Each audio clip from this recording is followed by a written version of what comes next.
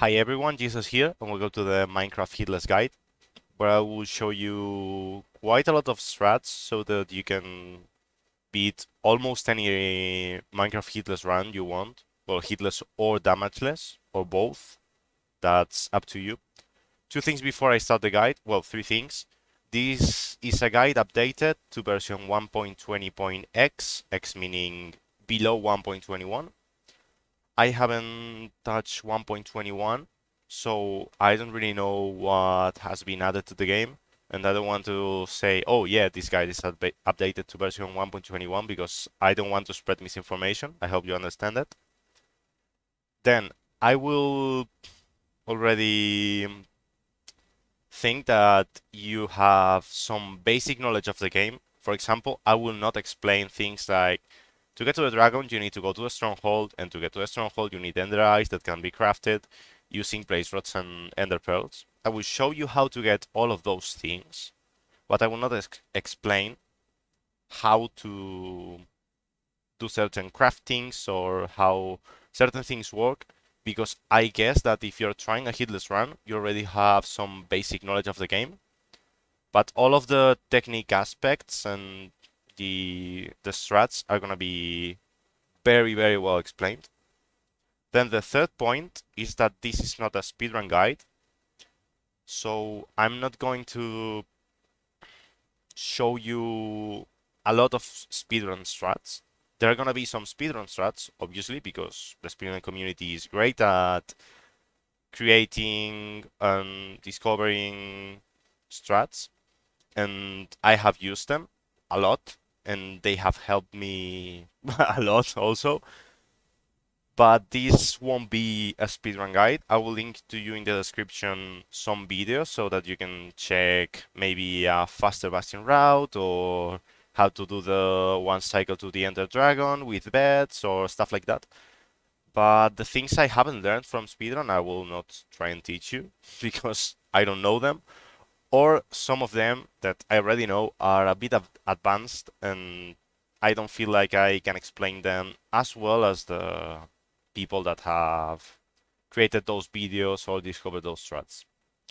With that aside, let's first start with the objective of the hitless run.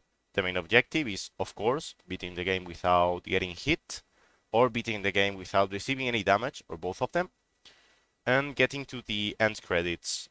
As of today, getting to the end credits is mandatory if you want to upload your hitless run to Team Hitless. Of course, you can do your hitless run on your own and not upload it to Team Hitless. That's perfectly fine. It's a hitless run anyway. But since I'm part of the verification team, I'm going to focus on the runs that can be added to the game. So we will start a new world that I will show you later how to do in a random seed. This is very important. And our object, our objective is to get to the Ender Dragon, kill it, and go to the credit section. That would be the any percent. Then we've got the all bosses category. That includes also the Wither boss and the Elder Guardian, as well as the dragon, which is mandatory. And then we've got the all main enemies, that it's the all bosses that I've just explained, but with the Warden and the Raid as two new enemies. That run can only be performed in 1.19 plus, I think, and the all bosses can only be performed on 1.8 plus. Then the any percent can be performed from 1.0 onwards. I think in the beta of the game and the alpha, the Ender Dragon wasn't there. I'm sure in the alpha it wasn't, but I'm not sure in the beta. Anyway, rules are explained on the website, so you can check them, or you can do, as I've explained also, your own hitless run for you and have fun, which is the main objective of hitless running. Then for the pre-game setup, the version we're gonna be focusing more is the version 1.16.1. But then we will jump into 1.19 plus. I think I'm going to stick to 1.20.0 because some or 1.20.1, I don't really remember, because of something with nether portals that it's a little bit technical and that I I like and I find useful for something that I will not explain because it's really complicated. But for the pregame setup, I'm going to show you later how to create your profile, set it up correctly so that you have a good amount of allocated RAM, some allowed mods and recommended mods, some recommended settings for your own game so that you can play better. And then we're gonna go with the in-game setup. This would be an example of an in-game setup. I will explain it to you. The basic thing, I hope you can see my mouse. I think you can see it. The basic stuff you will need is a weapon. The weapon I like the most is the axe because it deals 9 damage, which is higher than a diamond sword. And it can kill in 1 crit and 1 non-crit fully charged attack a lot of mobs in the game, which is super OP. And then we've got the diamond sword. If you're lucky enough to have 2 diamonds, craft yourself a diamond sword because in 2 crits you can kill also almost any mob in the game. Of the important mobs, that would be Blaze, Zombie, Skeleton, Creeper. You can kill any of them with just 2 crits. So if you don't have the diamonds, craft yourself a stone axe or an iron axe if you got the iron. It's up to you. Then a bucket is almost mandatory. There are ways to enter the nether without a bucket, but 1 bucket, not 2, only 1 is needed. 1 bucket is almost mandatory to enter the nether, and I will not be performing the bucketless portal because it's way too complicated and you don't need to learn it. Some blocks. Blocks are super important. Building is a core mechanic of the game, and we're gonna be using it a lot. Then a pickaxe. I've put 2 pickaxes here. This is the stone pickaxe and this is the iron pickaxe. I recommend to you that you go with the iron pickaxe because you can go to bastions and do bastion routing. The bastion routing gives you a lot of advantages that we will explain later in its section. But a hitless run can also be performed with a stone pickaxe if you don't want to go to a bastion. A shovel to mine to mine blocks that cannot be that are faster mined than the pickaxe. An axe also would be recommended even if you have some diamonds to mine some wood faster. Wood is a great way to get blocks fast. A boat.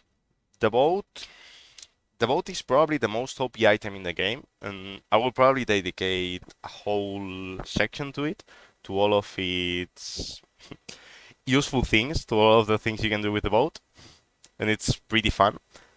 Then we've got the flint and steel to light up the nether portal. Again, not mandatory, recommended. You can light it up with... Oh, wait. You can light it up with wood and lava. Food, any food really. I've put bread because it's the one you can find in the villages.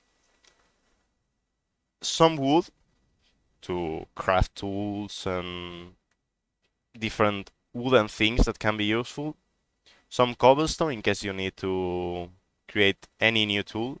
So if your tool breaks, you can create new ones.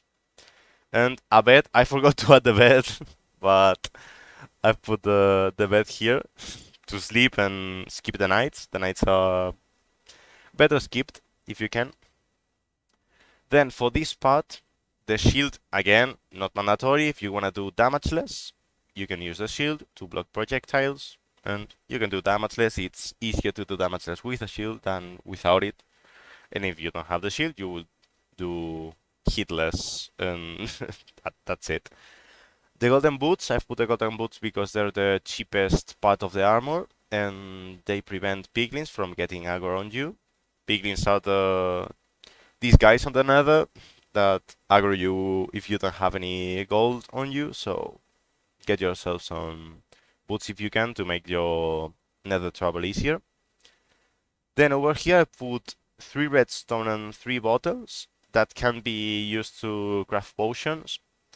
The redstone, again, not mandatory. Bottles, not mandatory. This is if you don't do the bastion and you want some fire resistant potions, that you can have some 8-minute fire resistant potions. This is very recommended if you want to do all bosses because you can get fire resistant and explore another fortress to get some wither skulls pretty easily. Then I've put some doors that will be used in the section of the underwater portals. Really recommended. Learn at least one underwater portal. I will, well, I'm gonna show you one and then link a video with more in the description. But the one I will teach you can save you a lot of time and a lot of resets.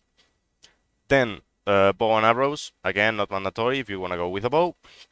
It's up to you. It's not needed. Like a lot of people tend to say, no, but I want the bow, I want the bow. Bow is really not needed. It makes your life easier in certain situations, but there are some really, really specific situations. If you want to fight the Ender Dragon also with the bow, you can. There's a cheese that doesn't need the bow, so it's up to you.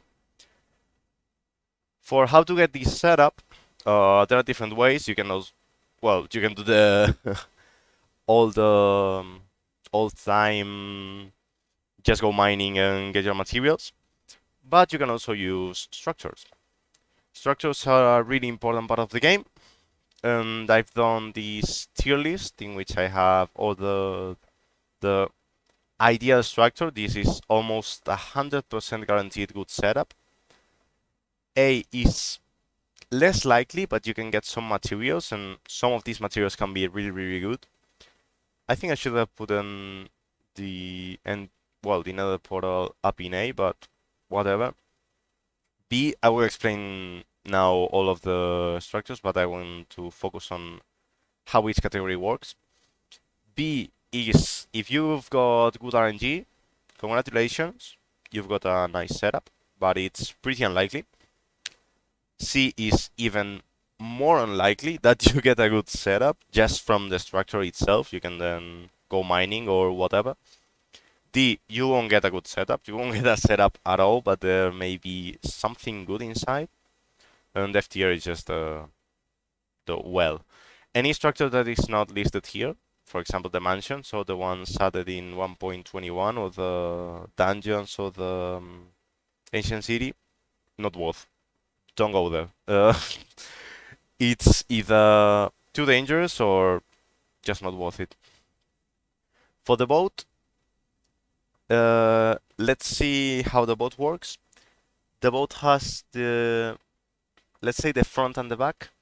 On the front, you've got down here a chest that will have supplies like food, coal, some armor, maybe TNT. Let's call it a food chest. You can get food from there. There are some times that you're not gonna get any food, but it's totally fine. Then we've got the back part that has this upper room and a room below it, another room that can be accessed through this middle part here. The under room has the map chest in which you can get a buried treasure map.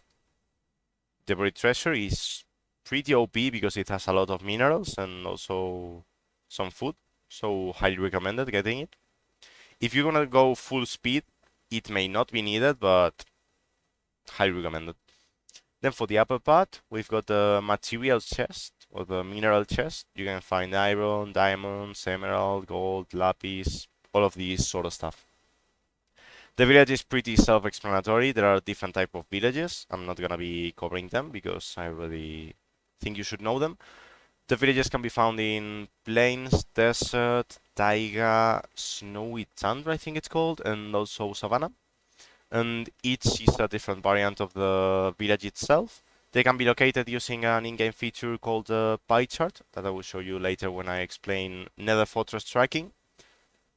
And it's basically trading with villagers. Here there are chests inside these two structures, and it's likely that you will get some minerals, so check them out.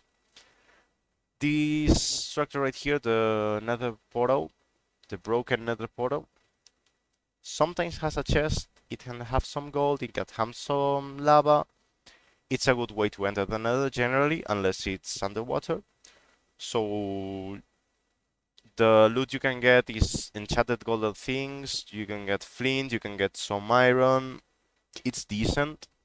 Right here, the mineshaft. If you're in a mesa biome, mineshaft can generate pretty high heights, at pretty high way levels. So you may get yourself a pickaxe or something in a chest like this. Check it out, you don't lose anything. The ruins, they are filled with rounds, but there are some chests in which you can find the buried treasure map that I explained earlier in the boat. Right here, this structure is almost absolutely garbage and not useful, but if you're skillful enough, you can climb your way up here, grab yourself the chest, grab yourself a boat, and jump with the boat from here, from one of the sides, and escape. It's pretty unlikely that you get anything useful from this, but if you do, lucky you. The igloo can have a below part that has how is this called? Brewing stand, and you can find a bit of food and furnace bed and crafting bench. Yeah, you get a little bit of loot, but it's not useful, and this is just absolute garbage. Let's go on with the villager trades. We've explained the village. In the villager, well, in the village, the ideal thing would be to get yourself some wheat, trade it with the farmer, and get yourself with 3 emeralds fish inside a bucket. And also killing the iron golem. I will show a clip maybe on this part of the screen or anywhere. You need to get yourself on top of 3 blocks, a tower of 3 blocks, and just kill the golem. It doesn't hurt you. To get the emeralds, in case you don't have the access to wheat, you can also use down here. If you've got a mason, you can trade clay for emeralds, and with the emeralds you buy a bucket. You can also use the Fletcher to get yourself the emeralds and get yourself arrows and a bow. And then this part is a little bit out of the setup part, but I will explain it anyways. For the Fletcher, the recommended thing is getting yourself a full stack of logs. Like you go with your axe and you start chopping trees, and you get logs from the trees. A full stack will get you, a full stack crafted into sticks will get you 16 emeralds. With 16 emeralds, you can perform oh, sorry. I think there are 12 trades of the arrows, and that may make the bow 1 emerald lower. I usually do 15 trades of, sorry, not 15, 11 trades of arrows if I'm going to do anything with arrows, and then trade 2 emeralds for the bow, so that we only spend 13 and we have 3 for the bucket. For the villagers, I will explain fast how to reset them. But in almost any time during the days are, well, day-night is a 10-minute cycle. And I think in the first 2 minutes and last 2 minutes or minute and a half of each day, the villagers don't reset their trades. The villagers work in a weird way, but the idea is you start putting the working station, I think it's called, in the floor, and some villager will approach it and get itself some trades. 2 times during the day, they give yourself more room to trade, and that is expressed with sound, and it marks as if they just worked on the station and they refresh their trades, so you can trade with them again. The trades won't change, okay, but you can trade with them again. They can level up. The different parts of this thing are their level ups. They've got an XP bar that can be filled by trading with them. Each trade gives a different amount of XP, but I'm not gonna go into big detail in that. And if they get 1 level up, their trades will stay that way. Or I think it's if you trade with them once. Yeah, it's if you trade with them once. Sorry for the misunderstood. And that's pretty much it with the setup, guys, I think. Now let's go with these other 3. This guy, the cleric. Oh, sorry. I forgot something. For the Fletcher, if you want to go with a bow, get yourself in the first trade the sticks and arrows. It's highly recommended. If not, you're gonna need to get yourself another fletcher or farm arrows all the way. Get yourself the sticks and arrows. Please do yourself a favor and do this. For these other two, just get yourself the 20 wheat into emerald and the 3 emerald into bucket, and you're done. Now with the cleric. The cleric has a trade that is the ender pearls. Again, not recommended. There are faster ways to get it and also pretty safe and more fun than just getting yourself a lot of wood and trading with a fletcher. So do yourself a favor and don't trade. It's in one of my, well, in a few of my previous runs, in very old runs where I didn't learn the correct stuff. I trade pearls. Don't take it as an example, please. The cleric, you can level it up by using emeralds, then gold, then emeralds again, or more gold. The recommended thing is emeralds, gold, glowstone or gold, and you will unlock 2 of these 3 traits when you get to level 1, 2, 3, 4, to level 4. If you don't get the ender pearls, just kill the villager with lava, water, or suffocating it. Don't kill it with your hands, because if you hit a villager or kill a villager, the rest will get mad at you and their prices will rise. So don't hit villagers.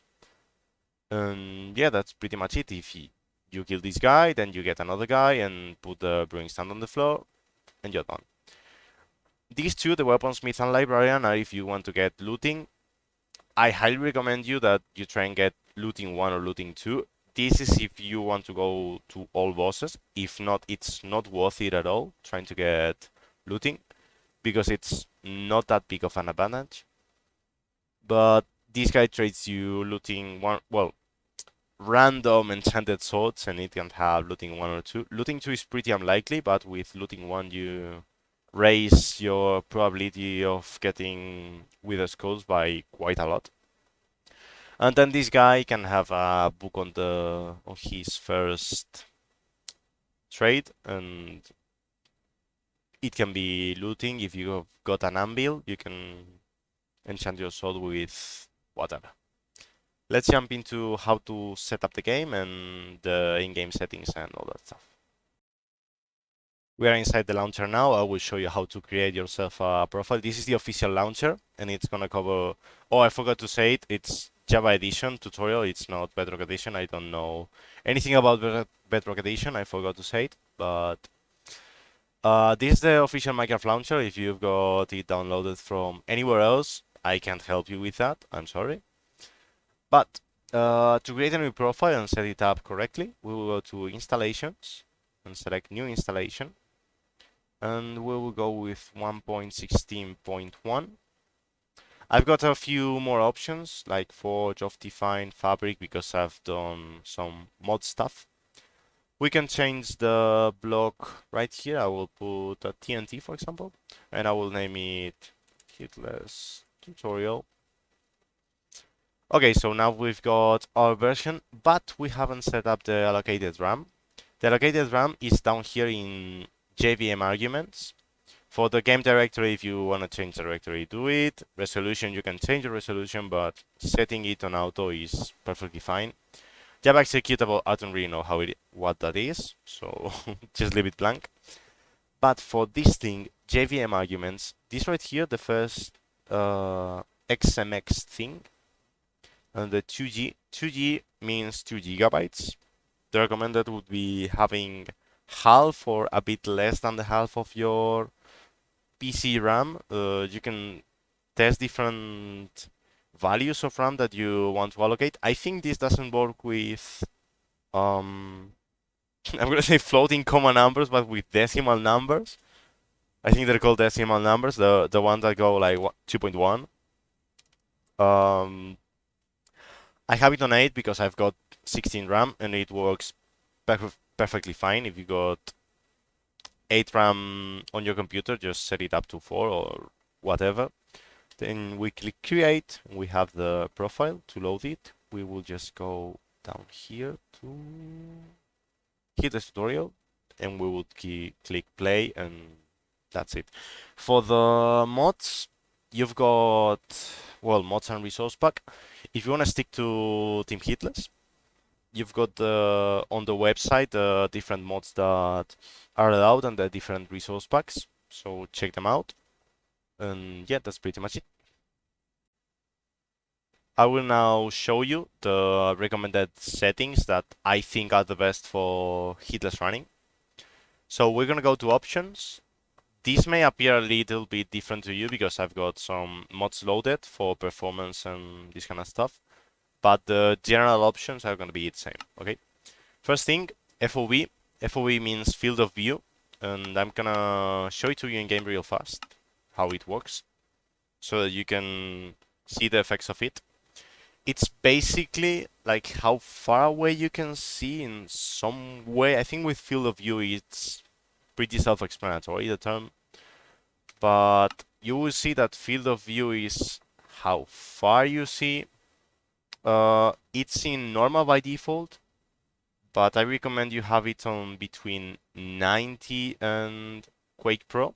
I have it on Quake Pro to have a bigger field of view, but if you've got it on normal, you will see that there are a lot of things that you're missing inside your camera. For example, I cannot see the pyramid with normal FOV, but by having Quake Pro, I can see the pyramid, well, the entire pyramid and also a mountain.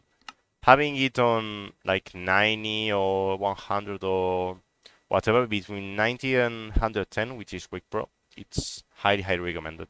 If you get DC, which is something that can happen, some people get DC if you've got it on Quake Pro, just leave it on 90, 80, 100, something like that.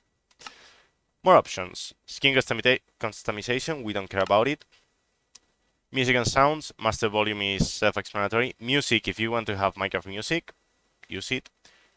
Jukebox slash notebooks. Notebooks can be used in the warden to kill it, so have some volume. It won't disturb you during the game because there are no notebooks on structures or things like that. Weather, I highly recommend you have it low, just so you can notice if there's a storm or there's some rain or whatever, but it doesn't annoy you or disturb you to hear other things. Players, you're gonna be the only player, but it's weird if you don't hear yourself. At least I think it's weird if I don't hear steps or stuff like that. So I have the players on 100%. Voice slash speech is for some accessibility setting. Hostile creatures have it high. You want to hear the hostile creatures. I sometimes have it on low if I'm performing certain cheese strats or trading with piglins or whatever because I can hear better my surroundings. Then friendly creatures is villagers, animals. I usually have it on low. Blocks, while you're mining, I have it high to know which thing I'm mining and all that stuff. Ambient slash environment is, I think it's like cave sounds and all this stuff. I don't really know, but I have it around the same as friendly creatures. The master volume is self-explanatory again. Subtitles, highly recommended. You can know where certain sounds are coming from. I don't see right here anything. Okay, sheep. So if you don't have that good hearing abilities, let's say, um, you can guide yourself through the subtitles. Let's see if the sheep there again. Yeah, you can see it points towards where the sound comes from. So highly recommended. Then with the video settings, I have it on full screen and current. Biome blend is some visual thing that you will not notice. I have it off and I will turn it on and you will not notice any change at all. But it creates a lot of lag for some reason. It's to you see this part of the grass that is a different color and it changes straight up.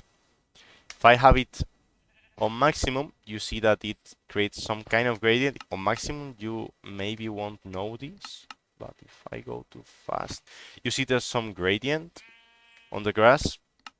That's biome blend.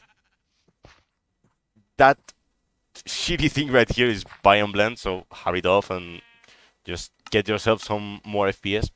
Graphics depends on your computer. Fabulous doesn't make any difference at all. Have it on fast or fancy. Render distance, we're gonna be changing it, but have it, if you can, around 16 chunks. Smooth lighting, don't really know what that is. I have it on maximum because I've got nice performance. Max frame rate, self-explanatory. P-Sync, recommended off. Guy scale, I have it on 3, you can have it on auto. On auto is a little bit bigger, well, 4/auto. Have it big because it's gonna help you with crafting. You're gonna craft faster and have a better time with aiming on your inventory. I previously recommended on the Spanish guide the guy scale on 2 so that you can see more outside. I'm gonna go into survival mode, but you can see that the crafting part is like really small. So if we have it on 3, it's way bigger and we can craft without any problem. We also have a lot of field of view around us, so you can see your surroundings pretty easily. But yeah, have it on 3.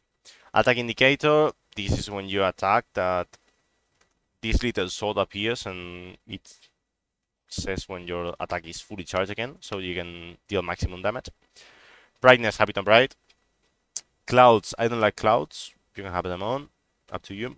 Particles, I recommend you have all particles so that you notice everything. And entity shadows, entity culling, these are some settings that you don't really need, so having them off makes your PC go a little bit better. Entity distance, we're gonna be messing around with it. I have it on based on either max or minimum, depending on what I'm doing, but have it on max if you're not gonna do anything special related to most speedrun strats. And then with controls, only thing I'm gonna tell you is this thing right here, the toggle perspective that I have it on mouse for. This is for going into, in default, it's F5, I'm pretty sure. So to toggle perspective and have a bigger field of view, or to see if something's behind you or anything, you can, I'm doing this really fast and you may get dizzy, I'm sorry. Toggle perspective is highly recommended. And then there are some people, this is also pretty recommended, that your hotbar slots are changed. I haven't touched the hotbar slots, and it's something I would need to learn in the near future, probably. But yeah, you can have them however you want. And then chat settings are not useful. Resource pack, if you want to load any resource pack. This is banned in Hitless, by the way, the X-ray. But yeah, you have the, well, what is this? I don't know what this is, like, honestly. But yeah. Oh yeah, I loaded it. Nice. Okay. Yes. Those are the settings, and the rest of these, like accessibility, if you need accessibility. Touch it, I don't need it, so I don't know how to tell you about it. But yeah, those are the in-game settings I recommend. Let's go with how to create another portal. This is another portal on a lava lake, a normal lava lake that you can find anywhere. It can be also found in caves and stuff like that. First thing, we need to find the... Oh wait, I'm on creative mode. Sorry about that. We need to find the part of the lake that is 4 white. This is 3 white, so we're gonna make it 4 white, 4 or more. And let's use these 4 blocks as an example.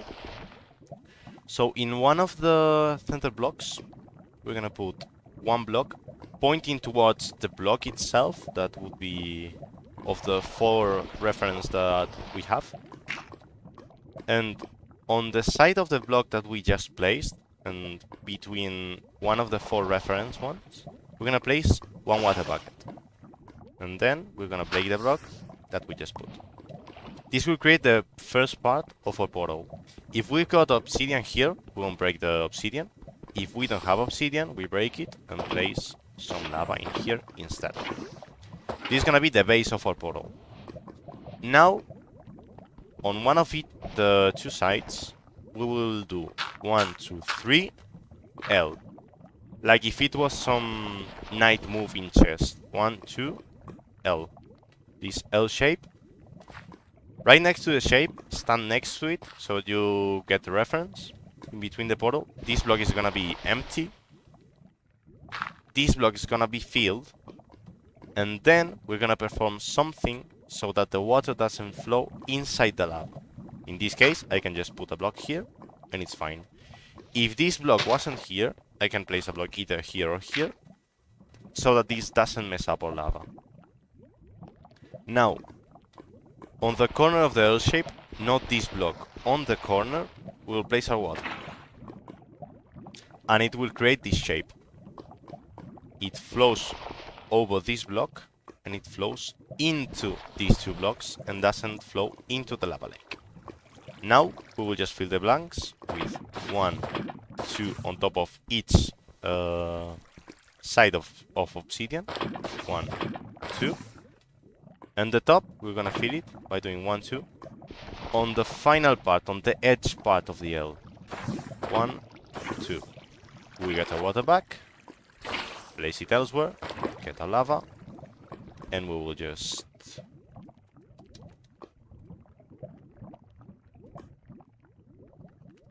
get ourselves some flint and steel. If you want to do it a little bit faster, you can also do... well, I'm gonna leave the lava here, and I'm gonna get some water. You can do it like this.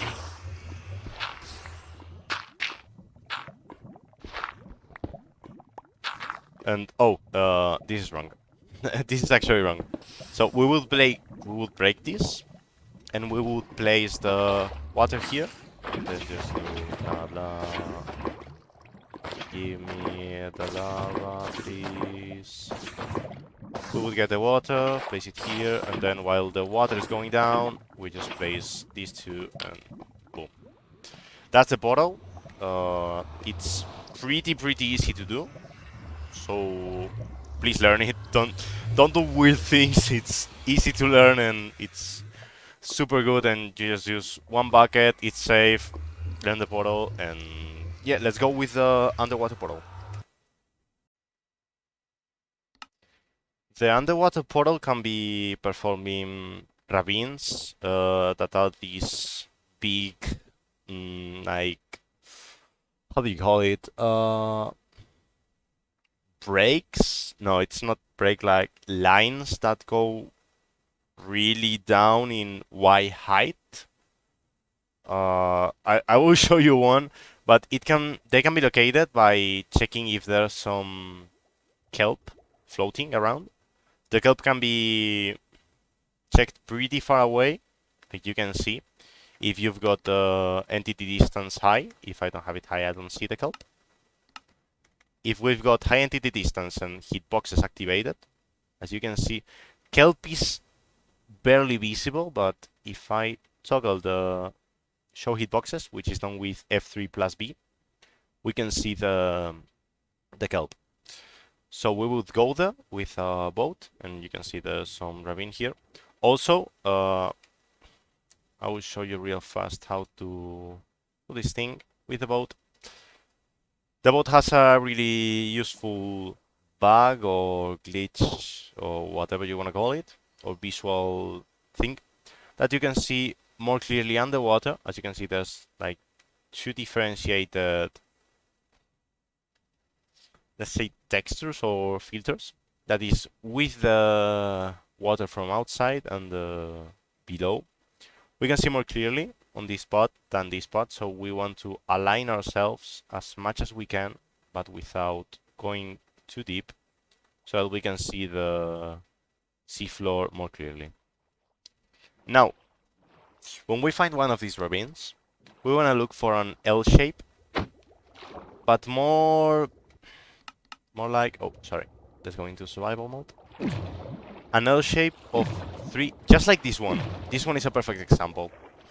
We want to find 2 blocks with the... Oh, no, this one is actually not a good example. If there were obsidian here, it would be a great example. So that we can do a portal. This would be one of the sides of obsidian, and this would be the other side of obsidian. So I'm gonna try and find one that's... Well, this is more like it. This is more like it. You can see there's 2 obsidian. We can access... Well, we can break one of the outer blocks having the sides. And the thing we're gonna do is break one of the... Well, the outer block, leaving these 2. And we're gonna place a door right here, so we can breathe. Now, on the other side, we'll place 2 doors, like this. Okay? And on top of this one, on top of the one we're standing in front, we'll place 1 block. And break the one below it. Now, for this part, I think I'm gonna go into spectator mode and show it to you really fast. We need 4 of lava. Okay, the 4 of lava are going to be placed here. Well, into creative mode, it's better. Here, here, here, and here. So that it creates the form of the portal. Okay, the portal frame is gonna be formed with this lava. The blocks that we're gonna be taking are the one below this, the one below this, the one below this, and the one below this. You see these... sorry. You see this square right here?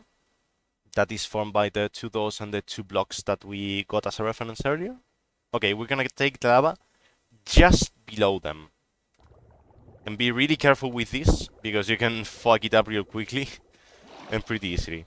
We get one of them. As you can see, I got the ones below this and this block. And now we're gonna go with the ones below the doors. We do this shifting, because if not, the door's gonna open and we're not gonna place the lava. So we go shifting and place it right here. And now you don't need to shift for this. We get the other one and place it right here. Now, place a block here so that no water can enter inside here. The water that's inside, leave it. We're gonna use it to end the portal. Break here, break here, break here. Now that it's full obsidian, okay, we just get this and light it up. And boom. We've got another portal. There are also ways to do it on a 2x1 or 1x1. I will link the video in the description.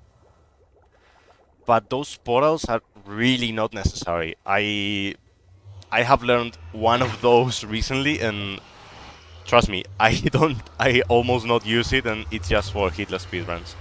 Also, when you go into the nether, if you want to go with a bucket of lava, which is recommended, just break one of these blocks and get lava. Easy as that. Now we go into the nether, and I will explain to you some things about the nether on the next section. Also, I forgot to mention it, but I've linked down in the description the map for practicing portals if you're interested in it. So check it out. I'm going to explain to you now the different biomes that we can find in the nether, just pretty quickly so that you have a glimpse of them. The first thing is the nether wastes. You can check what the biome is here in the F3 screen. The F3 screen, I haven't explained it, but it's a debug menu that has the different, well, a lot of different things like the coordinate you're in, the chunk coordinate, the biome, the entities that you can find. The useful things about this, I will explain them later when we use them, but let's go into the different biomes that we can find. The first thing is the OG Nether. Piglins and zombified piglins can spawn here. Piglins are hostile unless you have gold on you. I already explained it. And they're scared of the zombified piglins. Then we have some quartz and some gold. You can get gold from here that will anger the piglins around you and they will try to kill you. But you can get some boots or whatever from the gold. If you're confident enough, you can, or you're safe enough, you can mine the gold. Just mine it. Then we've got right here the Crimson Forest. Crimson Forest spawns piglins, no zombified piglins, sorry, No zombified piglins, and also hoglins, which are the a bastion, nice. Which are the hogs that are pretty scary. The little ones can be scared by just hitting them once. The big ones are better killed, or you can scare them with blue mushroom. Then I think over here we had some basal delta. Yeah, basal delta is this biome over here that is really hard to navigate, and it only spawns, I think, magma cubes. I think it also spawns ghasts. I'm not sure about this, but all the other biomes spawn ghast in except the blue forest, so have that in mind. Then we will go to locate biome warp forest. That is the one I just talked about. This one spawns enderman, like a lot of enderman. So you can farm pearls super easily here if you find one of these biomes. You have infinite pearls. Easy as that. And then we have the Sosan Valley. That is probably the toughest one. Yay, hot tourist destinations. That's the way I know I haven't messed up and skipped any biome. Thanks, Minecraft. It spawns these bones. If you want to search Divine Trouble, that's something that exists that is really interesting and that can be performed with these bones located in the 0, 0 coordinate. I don't know much about it. Like, I mean, I know how it works. I don't know the table by heart. I don't know how to recognize this stuff. If you dig into that topic, you will see what I'm talking about. But this biome is pretty scary. It spawns only white skeletons and ghasts and has this soul sand that slows you down a lot. And it's pretty damn hard to navigate. Let's go into how structures generate in the nether. I'm inside Paint right now with this image to show you how structures generate in the nether. There are two main structures in the nether that are the bastions and the fortress. Bastion is used for trading with piglins and getting gold, basically, and fortress is used for killing blazes and getting blaze rods. This square is an area of 430 by, well, these little squares, not the big square, are an area of 430 blocks by 430 blocks approximately. And it creates a mesh inside of the nether that divides the whole nether in squares that we will call quadrants. We'll focus on the 4 quadrants closest to 0, 0 because they're the ones we're gonna be using the most. And they're also divided, each quadrant is divided in 2 parts that are the green part and the red part. This image explains it. No structure can be generated in the red part, but they can be generated in the green part, and they can be something like a fortress that's generating on this side, and maybe just maybe some bridges extend into this by doing a shape like this, for example. Okay? How can this be used for? No more than one structure generates on each quadrant. So, for example, if you've got a bastion here, you know on all this area, there are no other structures. If we need a fortress, we will need to go here. There may be a fortress, here or here. Okay? And this is some basic knowledge we will be using to explain certain things right now. First, I'm gonna show you how to track bastions because this is something that is highly recommended to do as soon as you enter the nether. I will explain to you why right now.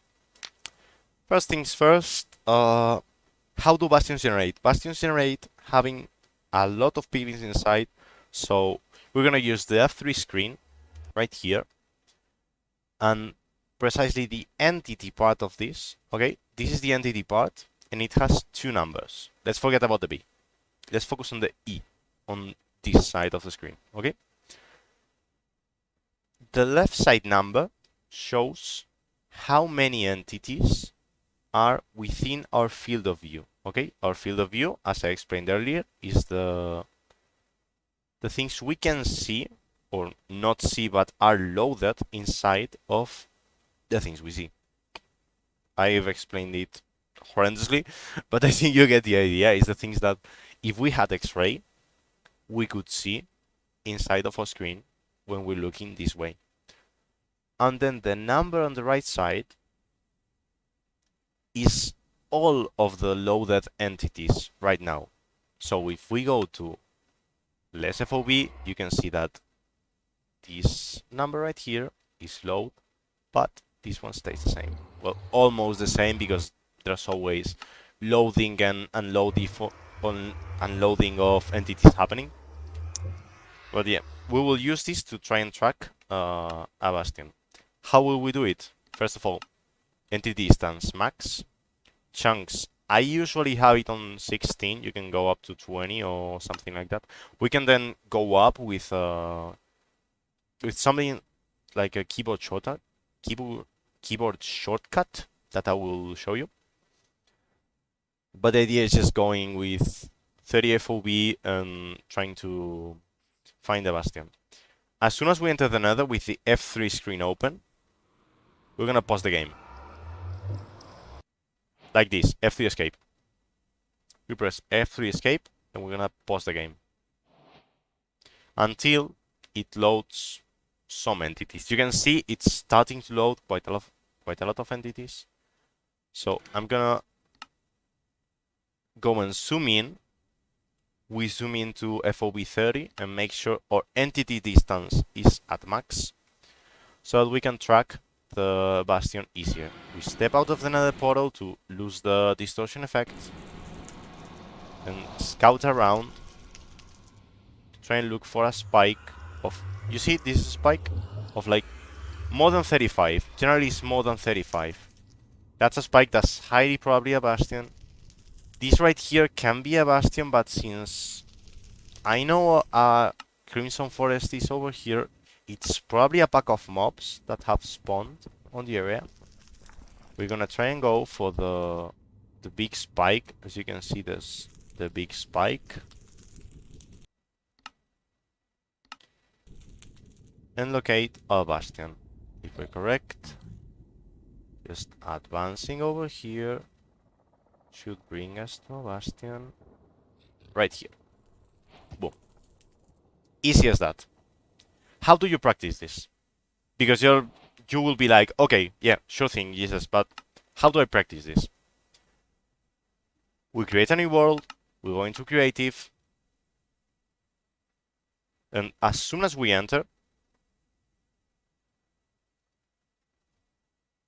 let's wait for it to load, we will execute the following command while not looking into any block, just looking into the air.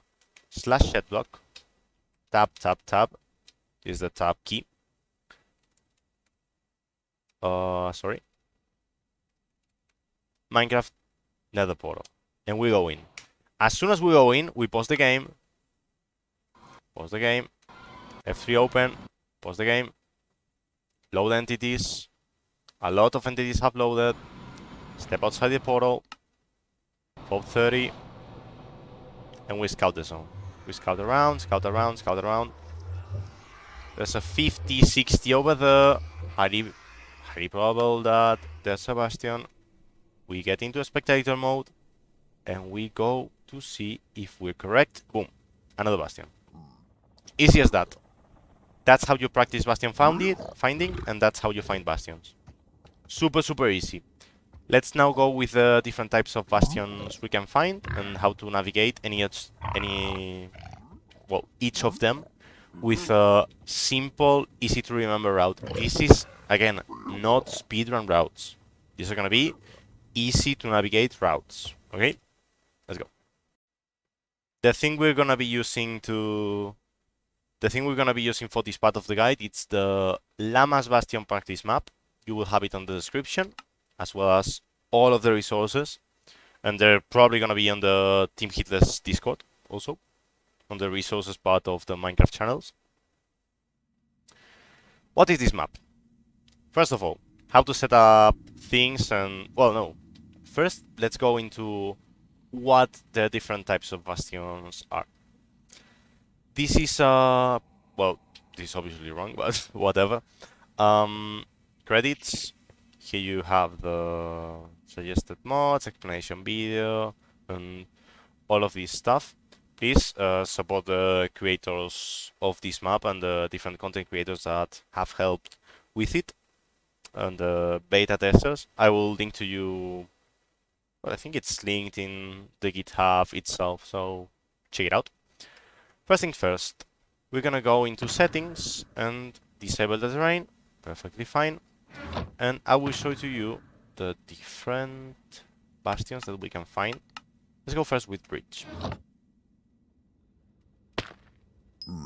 Bridge bastion. There are 4 types of bastion that are bridge, stables, housing, and treasure.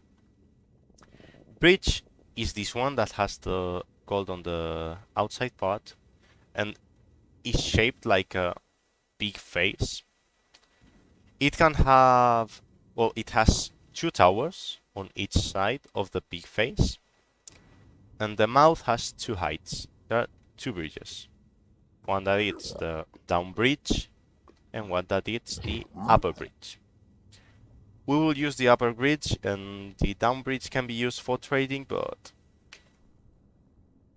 let's focus first on the shape itself. The 2 towers can be of low height or high height. We've got a nice example over here that has one of high height. The ones of high height have 2 chests. Let's go into creative mode. And have pretty good loot. Pretty good loot. I will show you later how to loot them.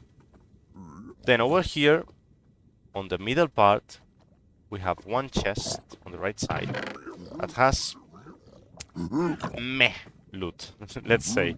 It hasn't got that good loot, and it's usually not worth to loot it. And then on the left side, we've got an example of the low tower that has 1 chest. The low tower has the loot, well, in this case it's like height 100 whatever. But there are some references that you can see if you get into a spectator mode to check the heights of the chests of the loot. I usually take as reference the height of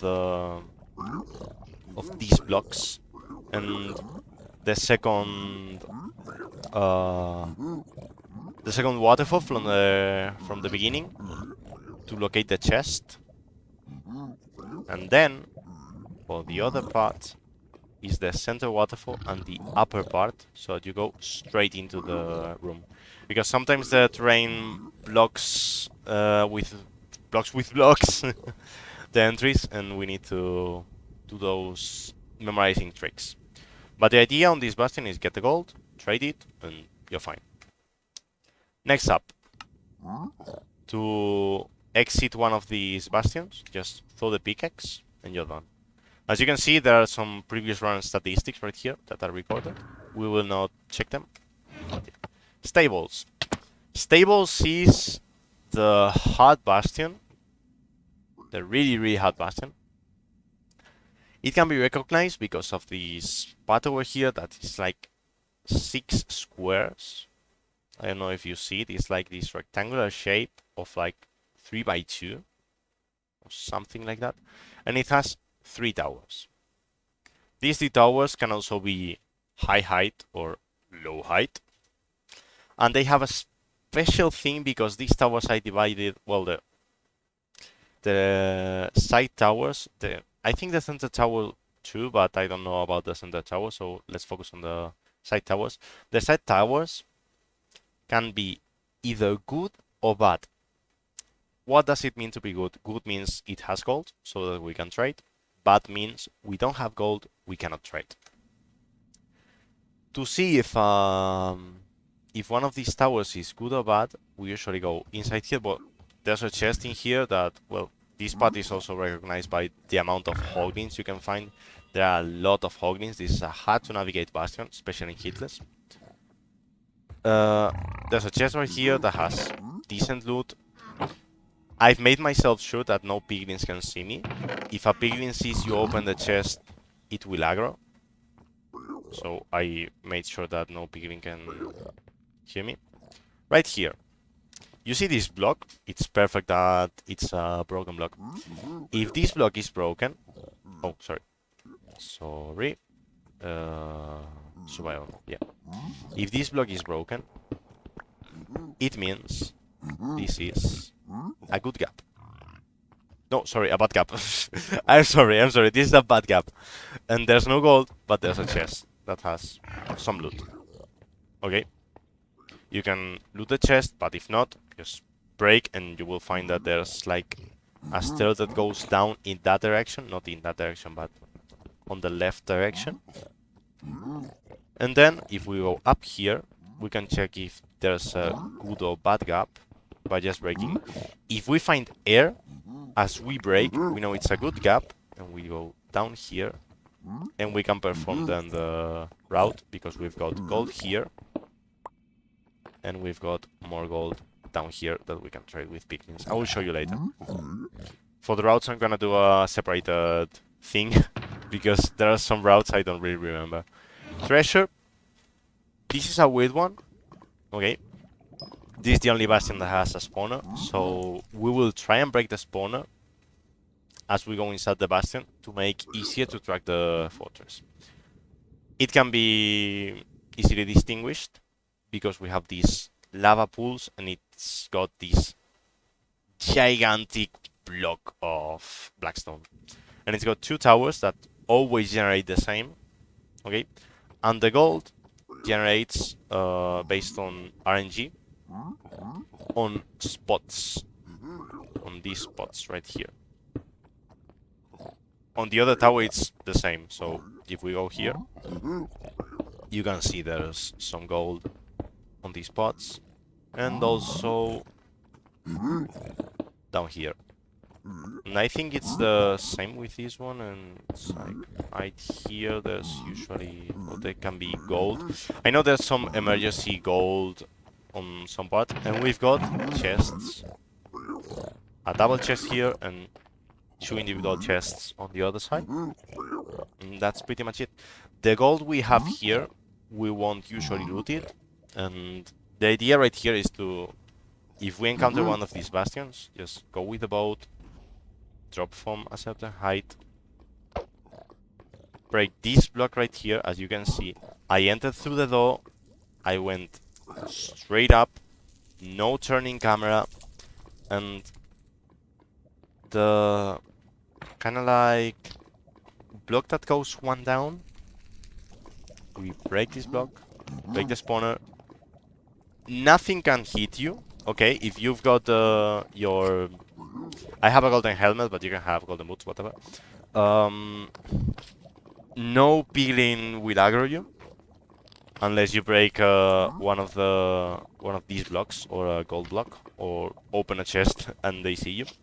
No piglin will aggro you, and you can break these, and also no magma cube can reach you. These chests is not, well, these chests are not worth it. To loot them, you would have to get into blocks, and there are magma cubes around, so looting one of these chests is not a good idea. There's a lot of gold, I know, and it can be good to get a lot of pearls, but having in mind that we are inside the version that has good piglin traits, it's not worth it. You can see that we've got 1, 2, 3, 4, 5, 6, 7, 8, 9 blocks of gold. That's 81 gold ingots, plus the ones that we may find over here that can be gold blocks or gold ingots. And we can also find resources. That's a lot of obsidian, by the way. So, not recommended looting inside of here. We just break the spawner so that the fortress tracking is easier later. Now, let's go into housing. Housing bastion. At the beginning, you may find it hard to distinguish housing from stables. It's super common because they both follow the structure of towers and like lower part. Housing is different. Housing is like a 3x3 square with the middle one being way lower, and it has souls and then a chest. And there are 2 towers instead of 3.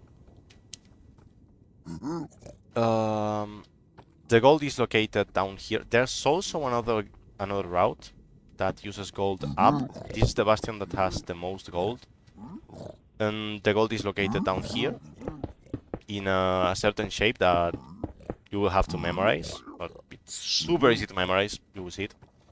And it has this chest that has nice loot, and it also has 2 upper chests. Well, I think it's between 2 and 4. I'm not sure about it, but we can go up by just jumping and walking. And we have, well, they can be high or low towers. In this case, we got low and high. Depending on high or low, low towers usually have just 1 chest, and high towers have 2 chests. That is something I haven't explained in stables. Whatever.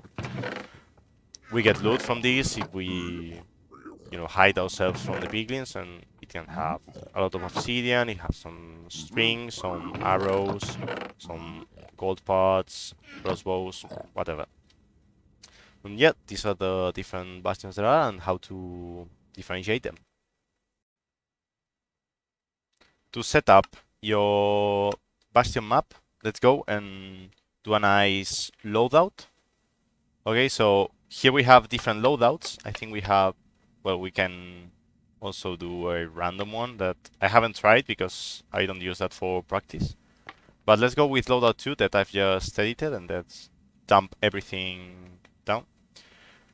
You would choose your loadout, that is the items that will spawn with you when you press start.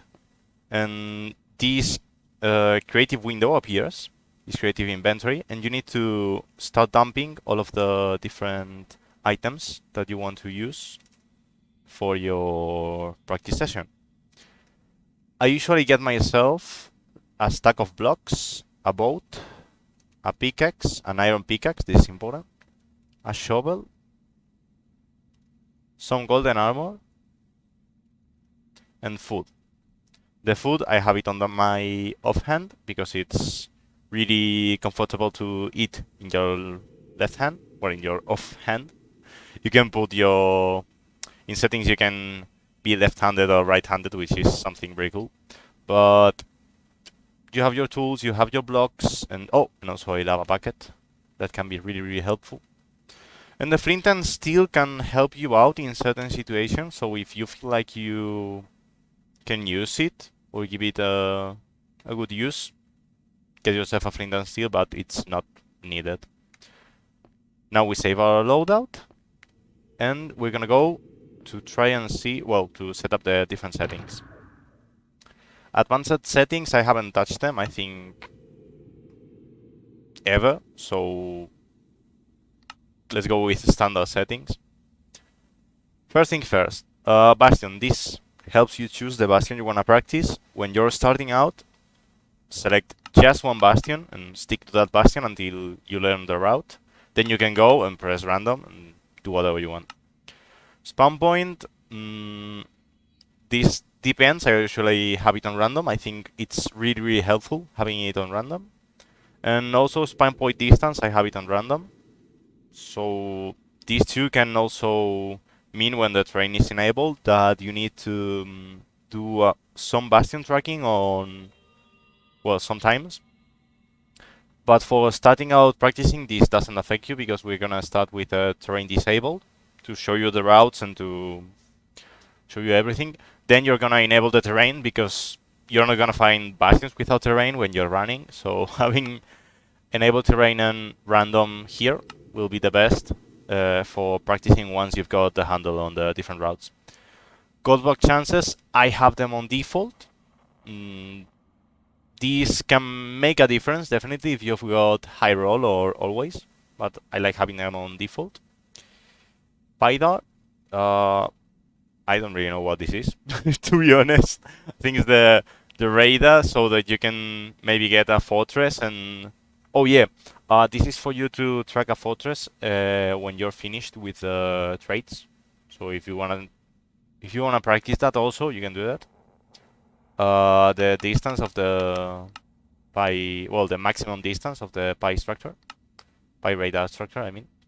From material, I usually have it on netherrack, but you can also have it on lava. This is when the terrain is disabled. With netherrack, you're gonna practice better, I think. Natural mobs, I have them disabled because it's easier to do the stuff you have to do in the bastion. And then hoglins, I have them enabled to make it more realistic. The natural mobs, you can enable them. I'm gonna disable them so that I can show everything better to you. And yeah, let's jump into the different bastions. Again, this is not a speedrun video, so the routes I'm gonna be using aren't optimized for speedrun, but they're really safe, they're easy to execute, and all of these things that we care more about in no hit than in speedrun. So have that in mind while you watch this guide. I will link to you in the description some speedrun routes that can help you out if you want to dive deeper into the game. But yeah, let's start with the bridge bastion. First of all, the thing I do is identify the bastion I'm in. I already know it because I've entered bridge on purpose. But if you see here, we've got a tower on our left, and here the hoglin and the lava waterfalls indicate that we are inside the bridge bastion. Now, this is the back part of the bridge bastion, so the gold is on the front part. I need to get to the front. To do this, I will just start like this. And go to the gold. Easy as that. Just get to the gold. I'm gonna speed this up a little bit. I'm gonna try and do it also damageless, so that you can see. Here we go. Care about this gap. There's usually a gap here. Okay, a hoglin is tracking me. No problem. I get on top of 4 blocks, and then I put the lava anywhere that the hoglin will hurt. Okay, notice something here.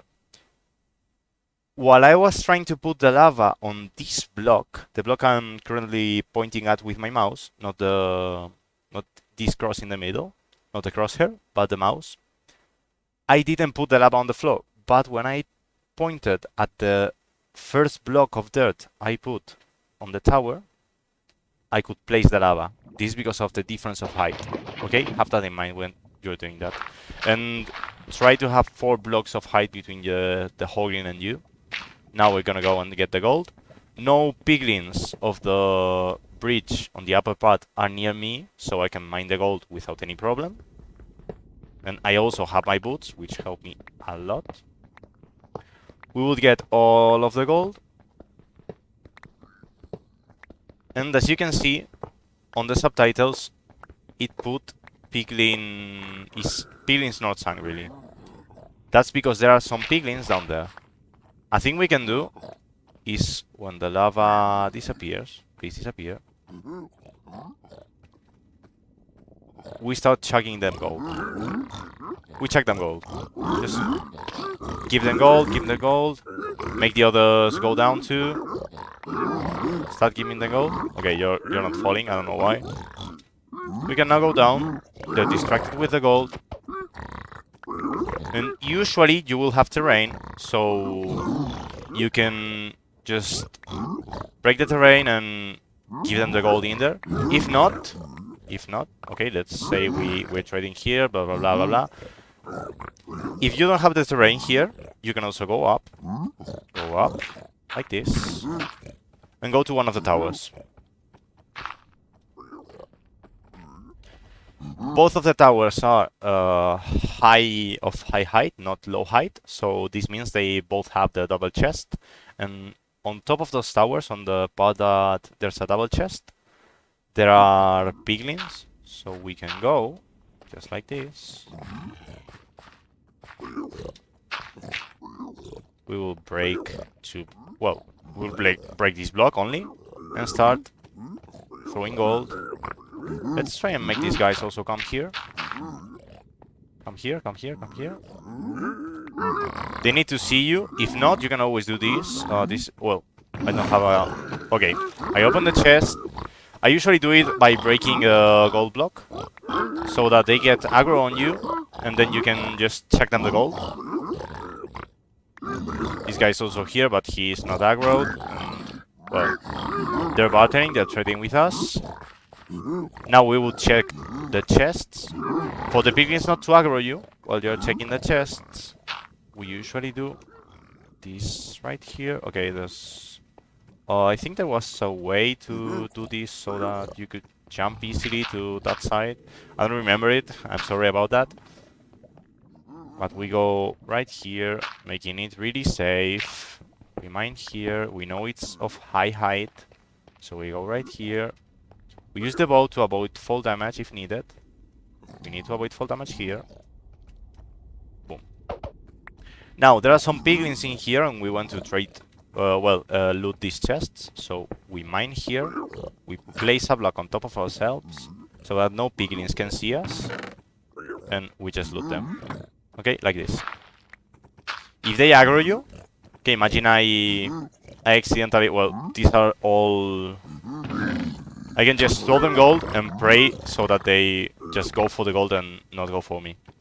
But it's really not consistent, so try not to do that, and while you're looting the chest, do it like this.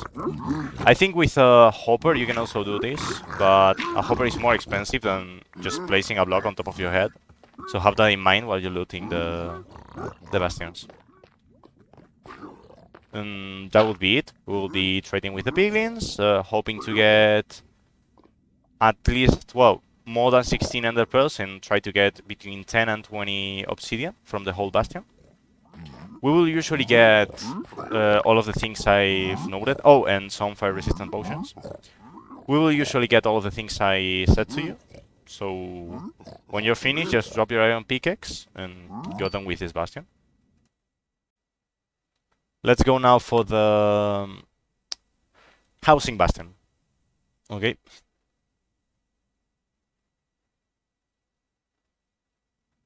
Now, first of all, we make sure we're using the housing bastion, our loadout is correct, and we're gonna go load in. First things first, how to identify the bastion. I know I am on the back part of a bastion, and I don't know which back part of a bastion I am. So I will check up, and I will see 2 towers. You see there are only 2 towers. This indicates I'm either on a treasure bastion or on a housing bastion. And I know it's a housing bastion because of the upper part. I don't really know how to explain it, but I will show it to you later on the treasure bastion so that you can see the difference. But this is a housing bastion. Let's go down. We're gonna go to the part inside here, to this kind of area. Okay. As you can see, this is a housing bastion. No more questions asked. Okay, how do we loot this? There's a chest in here, in this spot, that marks the where we're gonna enter to get the gold. The gold is on the other side of this wall. But first, something that you can do when you're a little bit more experienced, you can break this chest, place some lava or some fire right here, so that no piglins try to go on this spot, and their pathfinding guides them to this spot over here, so that they follow you, and they fall into a trap that we're gonna set up later. You can also do this with lava. If you're fast enough, okay, this will take some practice. You can place the lava, boom, and you will go there. This time we were unlucky because lava went into a hole, but usually it will float on this area. But it's better to do this with flint and steel because lava can go into here or stuff like that. We would break the chest and go running straight up and to doing the set I'm gonna show to you. If you don't want to do that because it's dangerous, it's completely fine. We're gonna loot the chest by doing the same thing we did before. No piglin's gonna see us. Well, this block might actually need to be broken. And we loot this. Easy as that. No piglins aggroed, everything's fine. We take our time, and we go now into the bastion. Boom, boom, boom. Now, We place a block right here. It's always the same. This bastion has 0 RNG, okay? We go on top of the chest, we go on top of the block, and we break this block, and this block. Like if we were making some stairs to go up. We go up. Now, you can also do this, if you got aggro, you can maybe go into this path over here and place a block, and then you break and start going down. But what I like is breaking this one that has got the little face, placing a block on top of me, then breaking 2 blocks down. I see now another block of gold. I mine it. Boom. No piglins aggroed. This is weird. Piglins should have aggroed. I know. Go straight up, mine another one. Go straight up. We see a face. We place a block here so that no gold falls behind. Break this block. Usually there would be piglins here, so it's super weird for me that there are no piglins at all. Like, I'm gonna do something, okay, this is not safe, but I'm gonna do it anyways.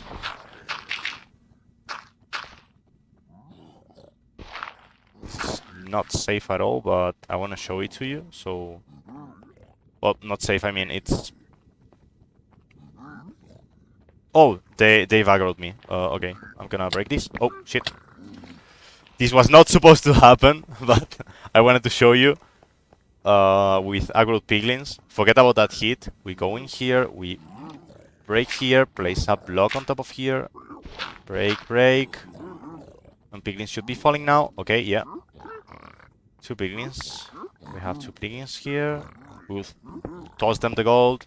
Now we start breaking blocks right here. From the part we mine down, okay, you see we mine down on this spot. We go to the left side, break 2 blocks. Go here, break this one, and follow like a straight line. Boom, boom, boom. This is a reference that you will need to memorize. Okay, there's no way to know it. But my technique is when I go down, I mine all the way into here. I set up the trap for the piglins. Let's toss them the gold again.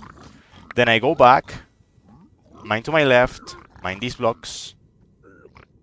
Go on this direction, on the same direction that the trap is set up. Mine these 2 gold blocks, and all of the gold blocks that are exposed from that L movement are the ones I'm gonna give them. Now we will go up here.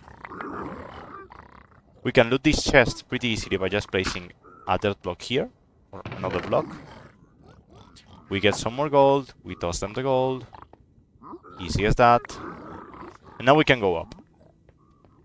If you don't have in mind the thing I did that was going out expressively to try and get more aggro, you will be entirely fine, like, trust me. But I wanted to give to you an example with some buttoning, so you can see it. Now, there's a chance that this tower over here doesn't have chests. It's something weird. It has only happened to me like 3 or 4 times, and it can also be a tower that has 1 chest. It's weird. I think this one is always mandatory to have the double chest. But to loot this, we do the same as before. We go in, boom, get our loot. This can be helpful for us if we're not gonna do the dragon cheese, so we can get arrows, we can get whatever. We will now go all the way down again to loot the things that the piglins have buttoned us. We go all the way down. Be careful here because there's some fall damage. You can avoid it by doing this. Well, if you land on this block, you can avoid it. I didn't do it. But you can also drop from this height, which is less than this one, and not take any fall damage. Now we go down, take this. To get more of the stuff out, we will just throw 2 gravel, kill the piglins, and we've successfully looted everything. So yeah, this will be the housing bastion. It's now time for the treasure bastion. The treasure bastion is a little bit weird because we will need to do something. Okay, I don't like spawning here. I really don't like spawning here, so I'm gonna redo the spawn, but it's obvious that we are inside of a treasure bastion because we are inside the big cube. But I want to show it to you on other spawn. Okay, this is nice. This is a good spawn. So I know I'm inside of a treasure bastion because, well, you see the towers. First of all, I said that on the previous bastion, the housing bastion. You see the two towers that are shaped not like the other ones. I guess I will show you the back part real quick. We saw the towers from down here, and as you can see, the shape is a little bit different, and this one is more towards us. That's like the key factor to differentiate the back part of this bastion from the housing bastion. But let's just go with the routing. We've got 2 gold blocks here. If you're doing speedrun, you can get them the speedrun way. I'm not gonna show it. And now, for tracking the nether fortress, the thing we're gonna do is we're gonna go here, and we're gonna go all the way down there. Okay? By going all the way down there, we're gonna mine the spawner. This is really important. Don't have your pie chart open. Like, if you're tracking bastions, don't have your pie chart on the mode that will help you track. I think it's this mode. Don't have the pie chart in this mode because it will fuck up your pie chart and you will have to perform a quit out. But let's suppose you haven't done that and you're with your pie chart clear when you enter the nether. We're gonna go down using our boat all the way, break the boat, and now on this lower bridge, okay, you see how I dropped, and this bridge always generates this way, with these stairs facing front from the door we used to enter the bastion, and it goes into a straight line, and it always generates with this thing over here. Like, you see there's a 1 block height difference. We will mine this block, mine the spawner. There's no way that these guys aggro you. Well, they will aggro you, but they won't hit you. There's no way they will hit you. And now we just go up. Boom, boom. Some hoglins may spawn on this area, so be mindful of that. Can I please go up? Okay, yeah. I didn't notice there was 1 block there. Now we go up all the way until the entrance, and we start going this way. You can break one of these blocks to try and get more piglin aggro, like I explained, well, like the speedrunning videos do. Now, for this one, we're gonna go into the right stair. And now that we have 2 choices, we're gonna go to the left stair, go up, break this block. This is really important so that the piglins can follow you. Go all the way here. And there are different ways to do this, but I always do the same, which is break right here. And now on the stairs, these stairs, we're gonna break these 2 blocks. You will see a gold block. This is like the key of all the setup I'm gonna do. We're gonna place some dirt like this, break this block, break this block, break this block, break these 2 blocks to create a trap. Now we're gonna place a block 1 down like this, place a block like this, craft our gold into ingots, break these 2 blocks, and when piglins start going in, you can throw them some gold from time to time until they all fall into the hole. And once they're in the hole, place a block on top of them, just in case there's a guy with a ballista. Well, with a crossbow. Now, I close these entrances, just in case, to make sure that no piglin is following me. I break this block, now they've lost aggro, and I can loot this easily. I loot this, and now I'm going up. Now we go up. We go up. There's another way to set up the trap, which is placing a block like this. They will fall into here. And yeah, that will be in the description. There's a video with different routes, and I think that's the route the guy uses. Now, where are the blocks? Okay, because you see no gold blocks here. The blocks are, we just entered, okay, the stairs, and I'm in the middle of the stairs, on the 2 middle blocks. So you can see it. These 4 blocks over here, alright. These 4 blocks hide 3 gold here, here, and here. This is RNG based, okay? I'm gonna mine them and I'm gonna mark them with dirt so that you can see clearly where the blocks should be.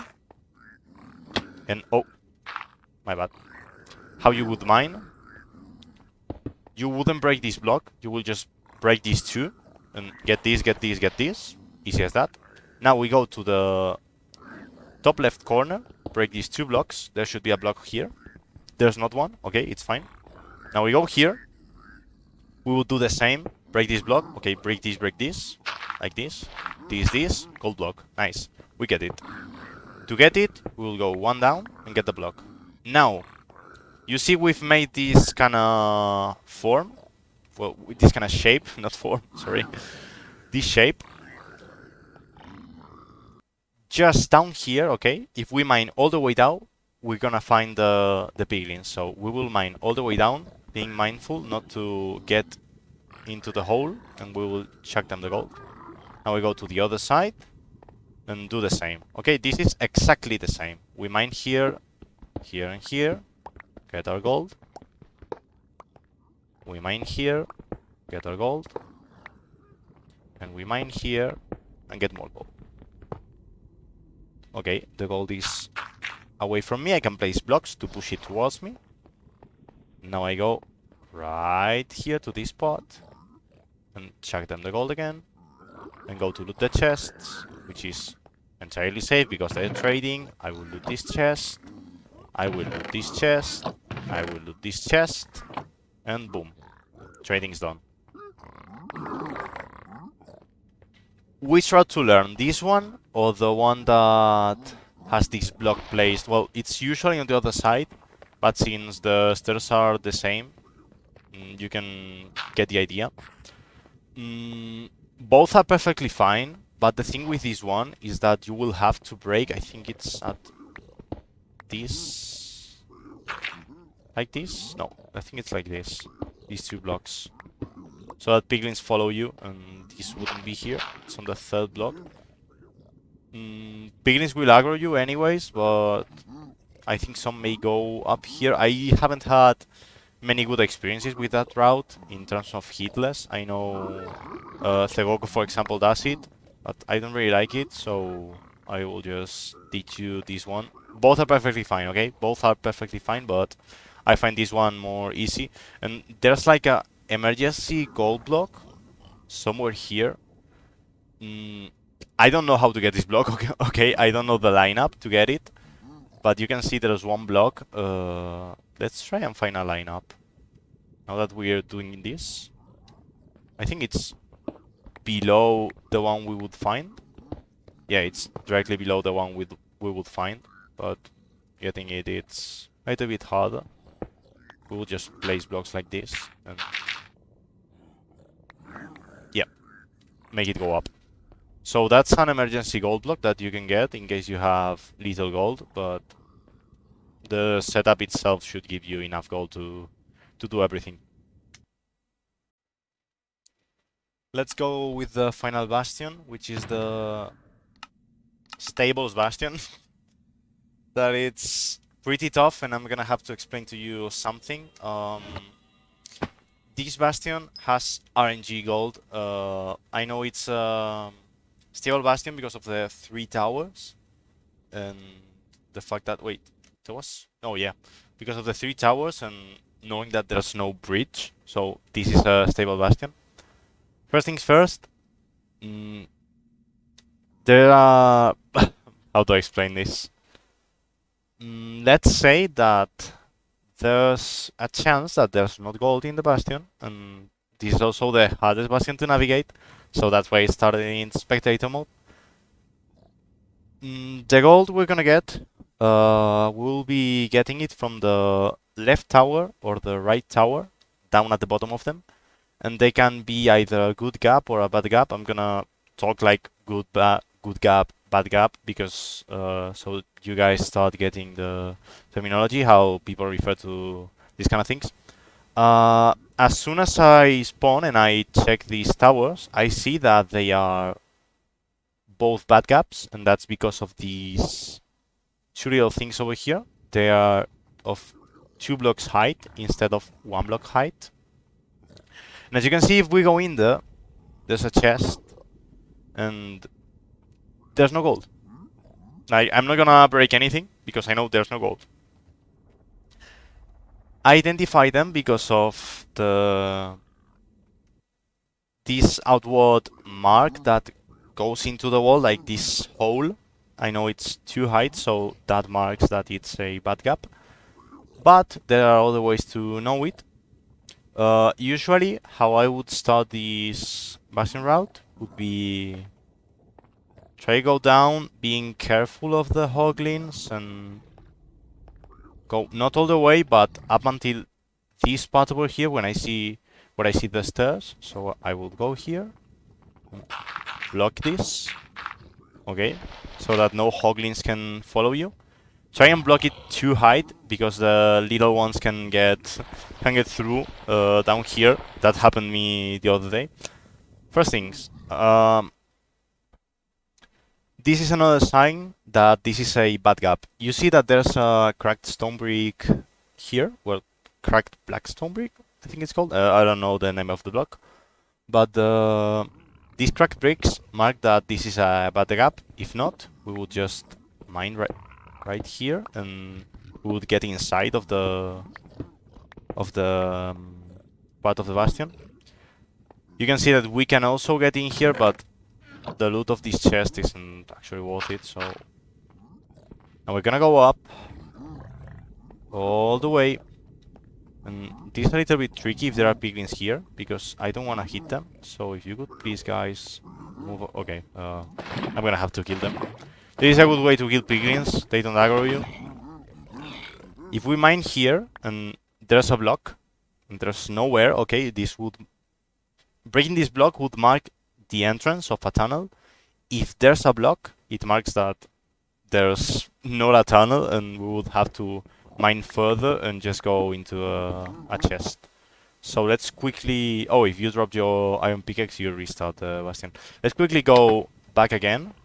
Now, this is a good gap. Okay, just by spawning, I see that this is a good gap. So I would go straight up into the right, well, into the left tower. But since I want to show you if the right side has also a good gap, I'm gonna... Oh, I just fell. Sorry. Sorry about that. Let's just go in here. And we see that this is a bad gap. Okay. It's entirely fine because we're gonna do the exact same, even if it's... So the two towers generate the same way. So if you know how to do it on the left side, you know how to do it on the right side, because they're the exact same when they're the good gap. So let's just go down here, and we're gonna try and find this generation over here, okay? You see that there are like the blocks with the faces, well, with a piglin nose. I think it's a piglin nose. We will go down here and place 3 blocks like this, so that no piglins can follow us. Now we will place 2 blocks like this, break this block, and now break this block, break this block. We go up here. No piglins can possibly reach us now. Now we mine this block over here, I think. It was this block. Yeah, it's the second one, not the first one I broke. And that way some piglins can fall down. As you can see, well, this can actually be done later. It's better done later, because if not, you can get hit. Or I usually mine it, but there are some people that like to mine it later in speedruns also. So we will start breaking blocks like this. We go 2 down, so that they cannot kill us. And now, the thing we're gonna do is break this block. And as you can see, they've fallen. We throw more gold. And not enough piglins have aggroed, which is really bad. But oh, and this one also aggroed. We'll break this block so that he can fall in. Can you fall? Thank you. And now that this one aggroed and these 2 also aggroed, we know that there are no more piglins that will aggro us. So we can go into here, and as you can see, I position myself between these 2 piglin nose blocks. I will break down, and all of the gold I will be getting will be the one that I can see. I think there's one more here. Yeah, there's one more here that you can try and get. And I'm gonna toss them the gold on this side. I usually toss them on one of the diagonals so that they can trade it real quick. And I place myself on the other side. Oh, and this guy aggroed us. Okay, no problem. This is something that can happen when you break these blocks, but usually not, so I don't tend to mind it.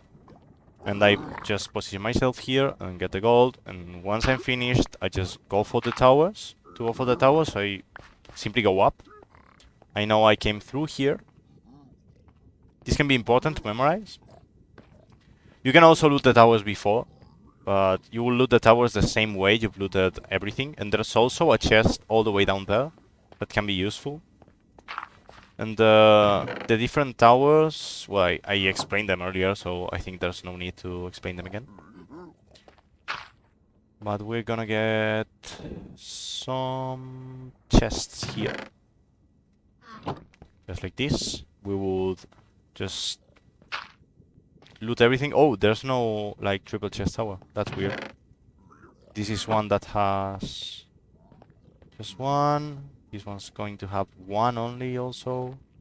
Needs access to the backside, yeah. Just like this.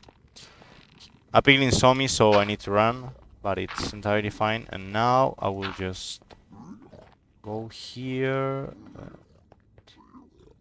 go into this spot, go all the way back up.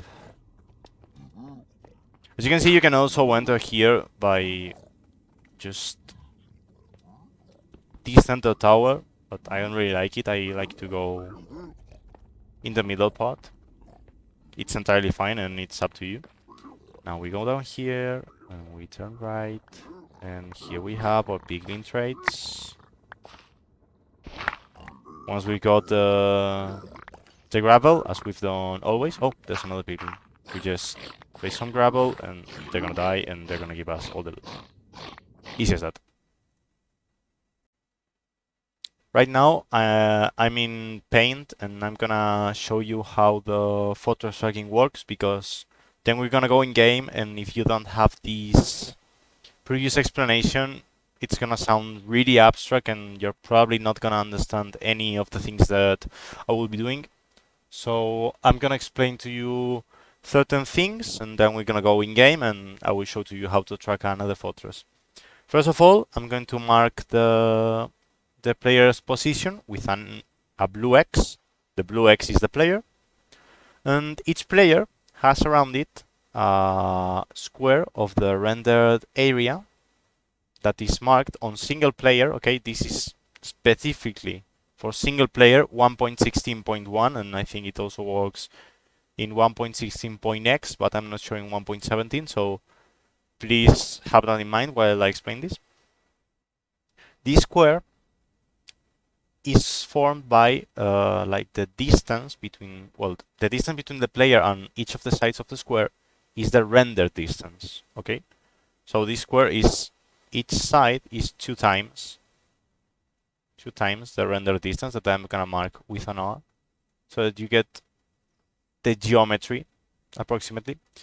The render distance is the amount of chunks that are these 16 by 16 squares that divide the whole Minecraft world, to make the rendering and the loading and all this programming stuff easier and more optimal. So the distance between the player and the border is 16 times the render distance we have. Okay? Easy. Now, I'm going to draw some other crosses around here, and around here and here. The red crosses are gonna be chests, okay? A chest, a block, a chest. And green crosses are gonna mark spawners, mob spawners. Just a single block, the mob spawner. There's an in-game tool that we're gonna be using that is called the pie chart, and that if we configure it correctly, we're gonna be able to see if within our rendered area, in the square that I drew earlier, if there are certain blocks, for example, chests or spawners. What does this mean?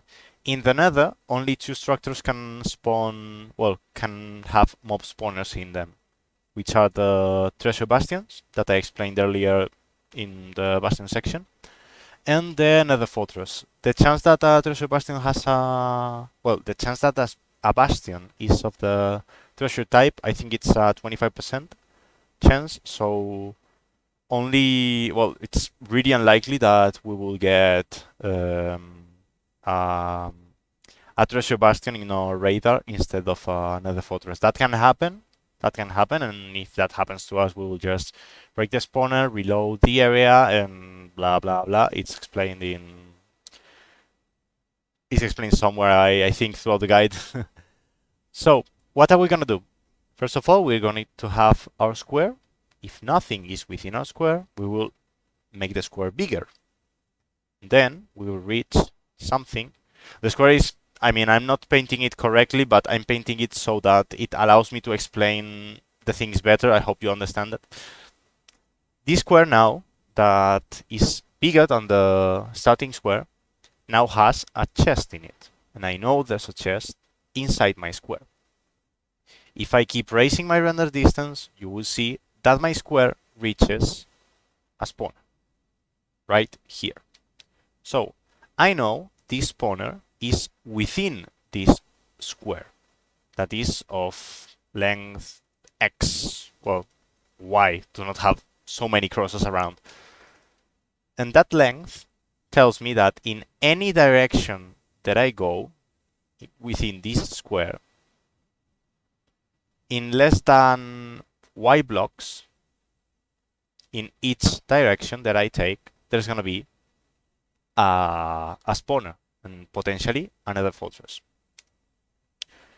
So if now I were to lower my render distance and reload my graphic so that no spawner is within my square, and I were to move the player, if I were to move towards any direction, imagine I go that way, then the square is gonna go that way.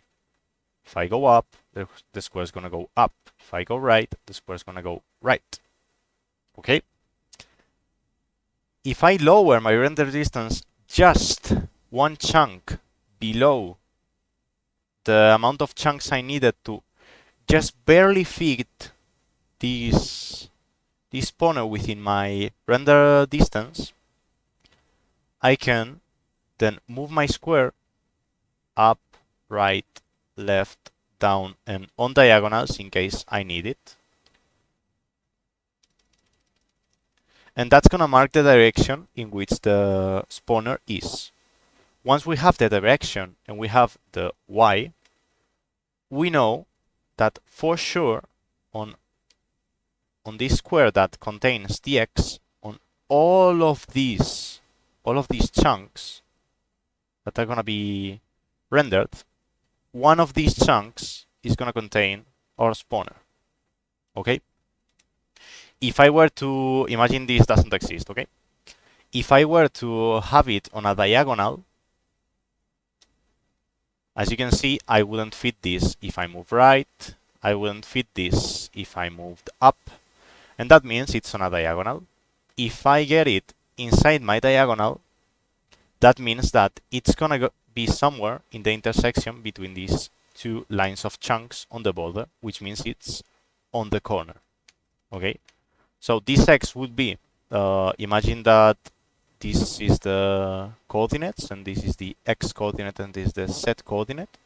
This will be Y times 16 on the minus X direction, for example. And the Z direction, the other direction, I know for a fact that it's gonna be from this position over here, minus Y or plus Y times the thing I got. That's Y is gonna be the distance That's between me and the spawner. I don't know if you got all of that because it's weird. You can watch all of this part again, and I don't think I'm really good at explaining math in English, but let's go in game and hopefully you understand a little bit better what I'm talking about. I have just loaded a new world, okay, and I'm gonna do the same I did with the Bastion, that is set block nether portal, and now we're inside the nether, and we're gonna press Shift plus F3, and this is gonna open up this graph over here that is called the pie chart.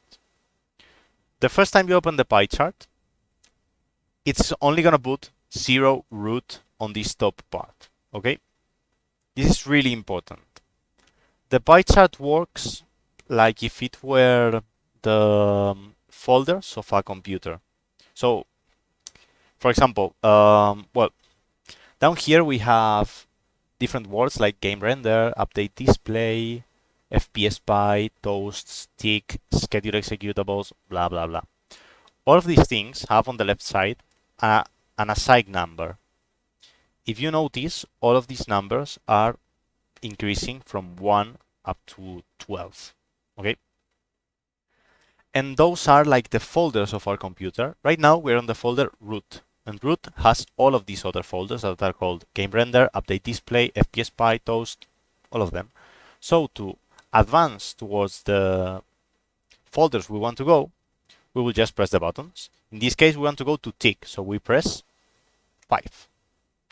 Now we go to levels, entities, block entities.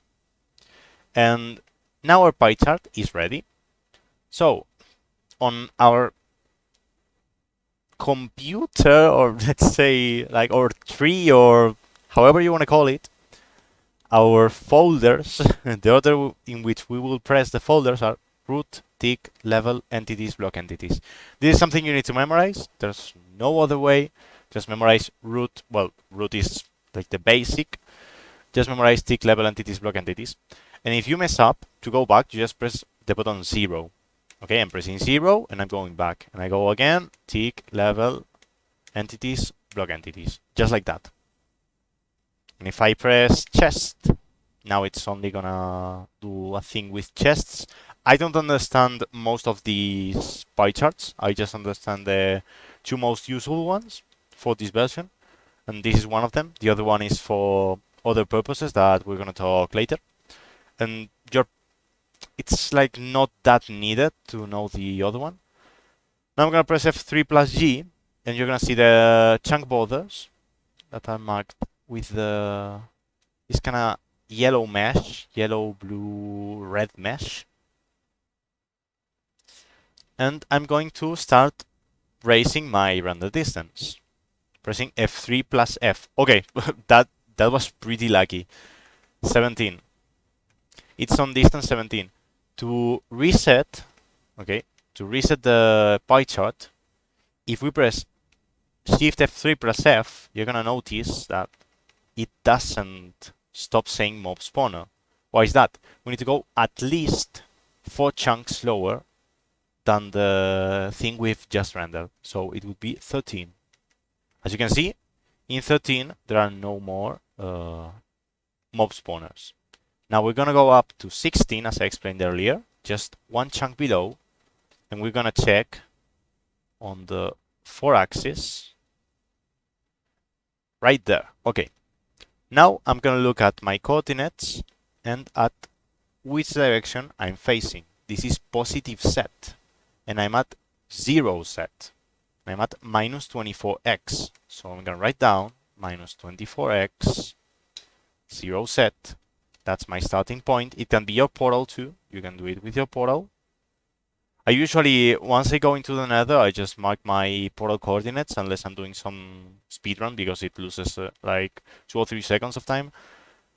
But now that we know that this is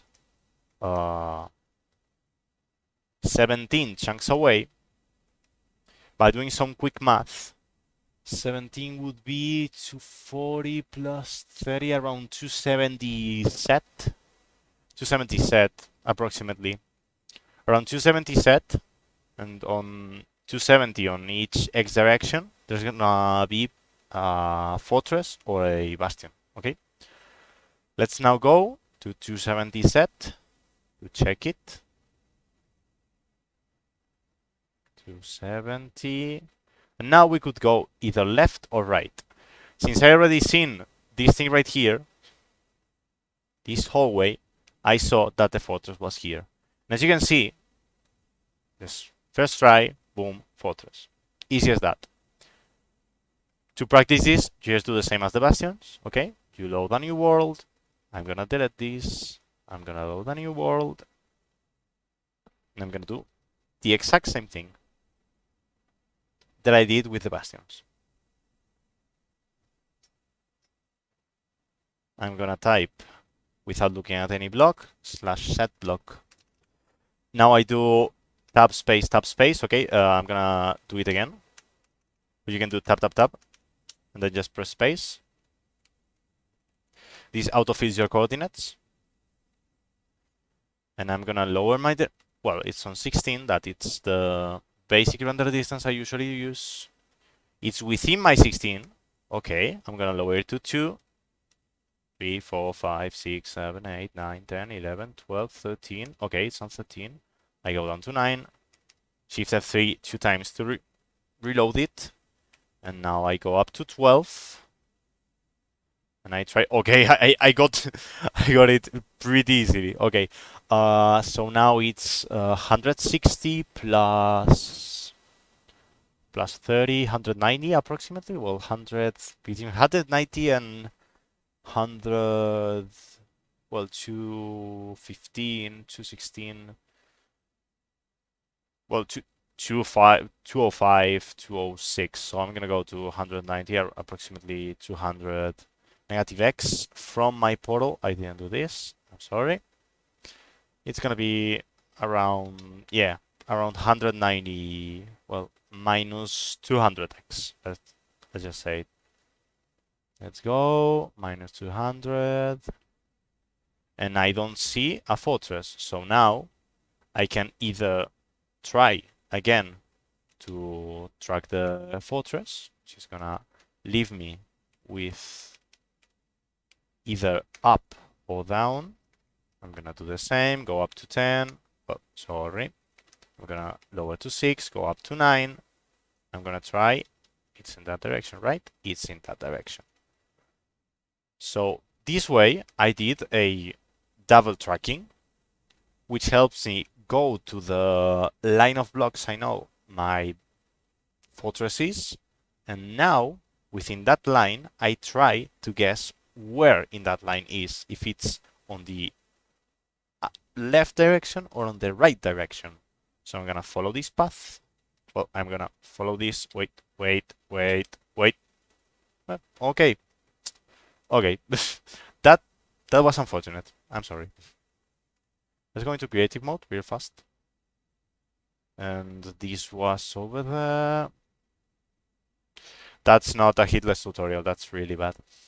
Let's go up to 200, and now on 200 we should go towards here, and that's where I died. And somewhere, okay, this one's a bastion. Bad luck. What should we do if we get a bastion? Because we already opened the pie chart and it loaded as a bastion. First things first, as I explained on the bastion guide, we just go from the bridge that connects the towers and the big cube, and we go down. We would go down with a boat. We mine here, and as you can see, oh, it got updated. Oh, that's weird. There are some cases in which it doesn't get updated.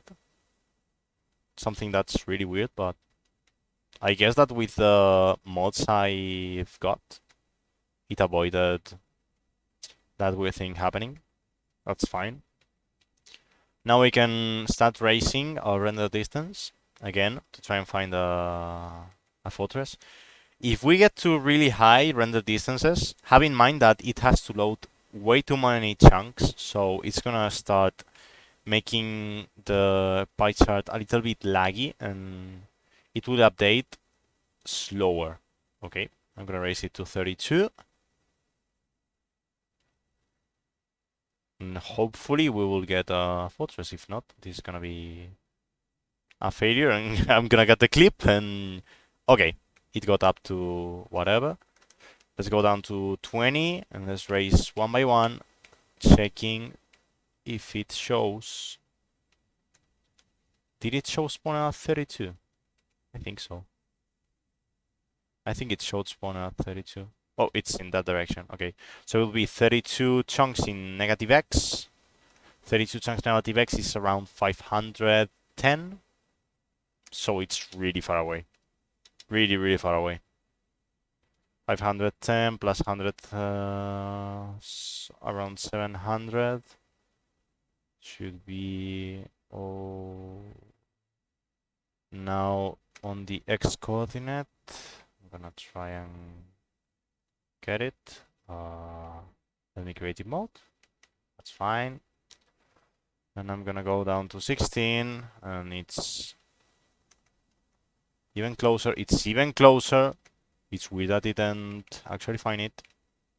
6, 7, 8, 9. It's within 9 chunks. 6, 7, 8.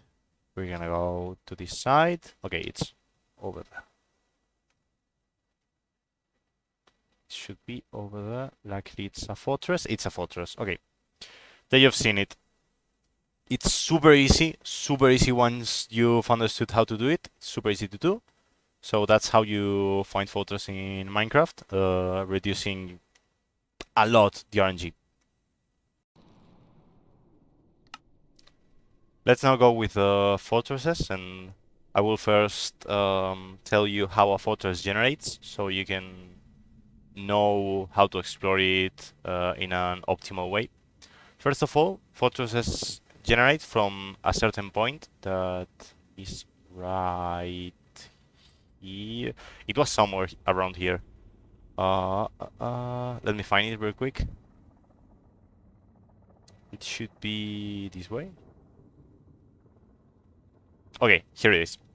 This is the point where the fortress starts generating. So if you have into consideration the graph I showed earlier about how structures generate in the nether with the quadrants and all that stuff, the thing that starts the generation of the fortress is this lava square that we've got here.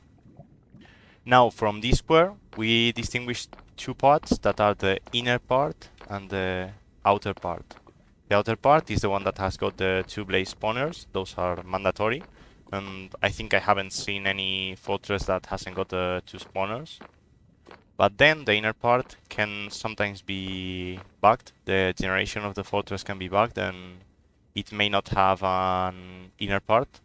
I will show you the inner part because it has some really cool tricks you can do to get to the outer part, and then I will show you the outer part. So in the inner part, you can differentiate it if you don't get to this lava square by noticing how all of the walls and the ceiling are covered in nether bricks. This structure has some kind of weird thing regarding generation that you can use, a little trick. That is that usually when you go upstairs and it's not upstairs from one of these stairs that has got netherwort on them, usually you will just go up and into the square. Let's call this a square.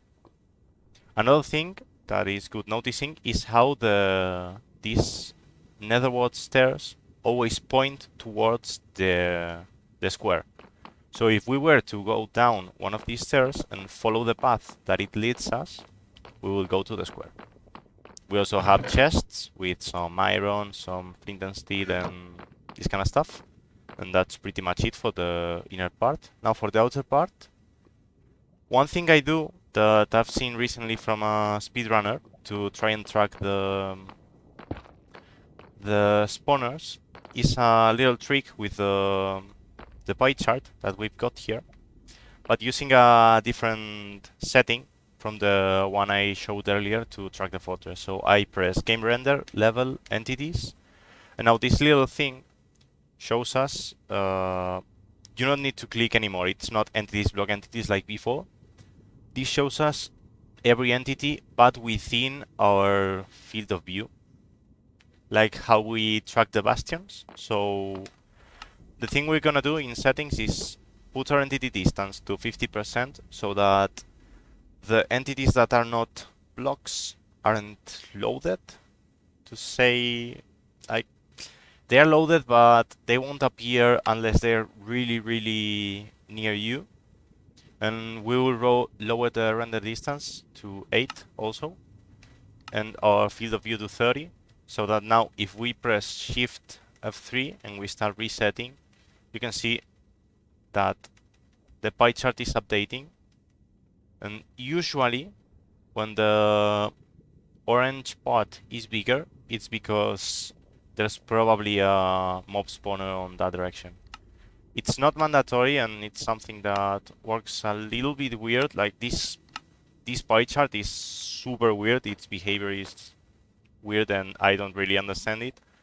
But if we were to go here, okay, no, there are no spawners on that.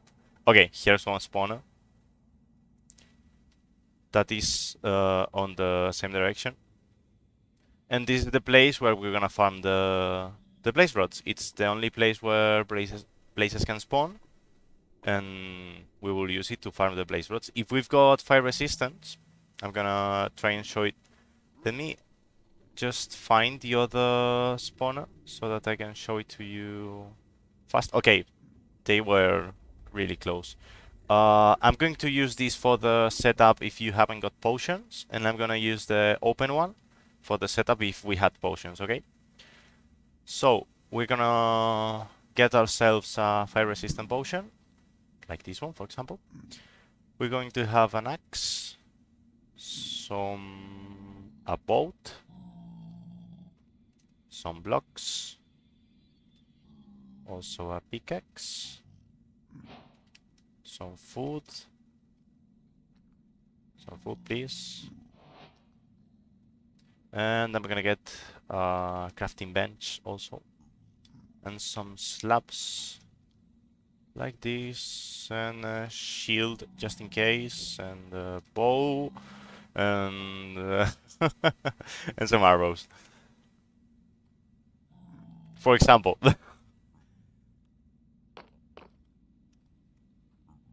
The first thing we're gonna do is see how a blaze behaves.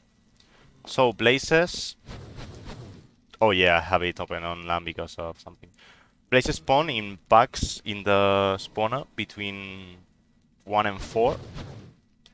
And the spawner has a cycle that spawns blazes every more than 10 seconds. So the spawner has a cooldown of 10 seconds until it can spawn blazes again. This is really useful to know, because if we were to go in and blaze spawned on top of us, it could hit us with their melee attack. The melee attack has quite some range, so be mindful of that. And the behavior of the blazes is pretty straightforward. They will wander around until they target a player. When they target a player, they will stop wandering around and just stay on site and try to load the fire that they will shoot us. They always fire three fireballs, and while they charge up, they don't do the melee attack. So that's some useful information for you. If you want to make more blazes spawn, you can mine like this and make the platform bigger. You mine one down, just one down.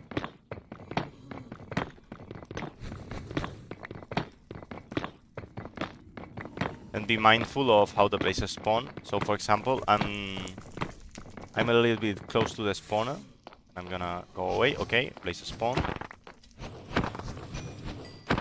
With just one crit of the axe and a normal hit, fully charged hit, you basically heal the blazes. If we were to do like this, now blazes spawn easier. They've got more room to spawn, so more blazes will spawn. And that's pretty much it.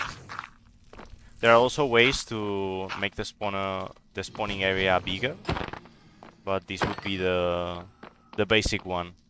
Now, if we hadn't got our potion, but we had a bow, we can always do this stuff. Okay, let's be careful and try to have it loaded. Okay, the spawner, as you can see, if I move away, the flames that come out of the spawner disappear. If I come closer, the flames appear again. That is because when the spawner isn't loaded, when no blazes spawn, it's... Let me rephrase it, okay? Let me rephrase it real quick.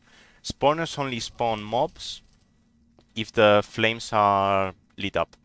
So right now, the spawner can spawn mobs, and right now, the spawner doesn't spawn any more mobs. So that means that if we wait for them to de-aggro us, we can shoot 2 arrows like this, then come back again. And we can even force them to throw us all of their fireballs like this, and shoot them again. Like this. Let's wait.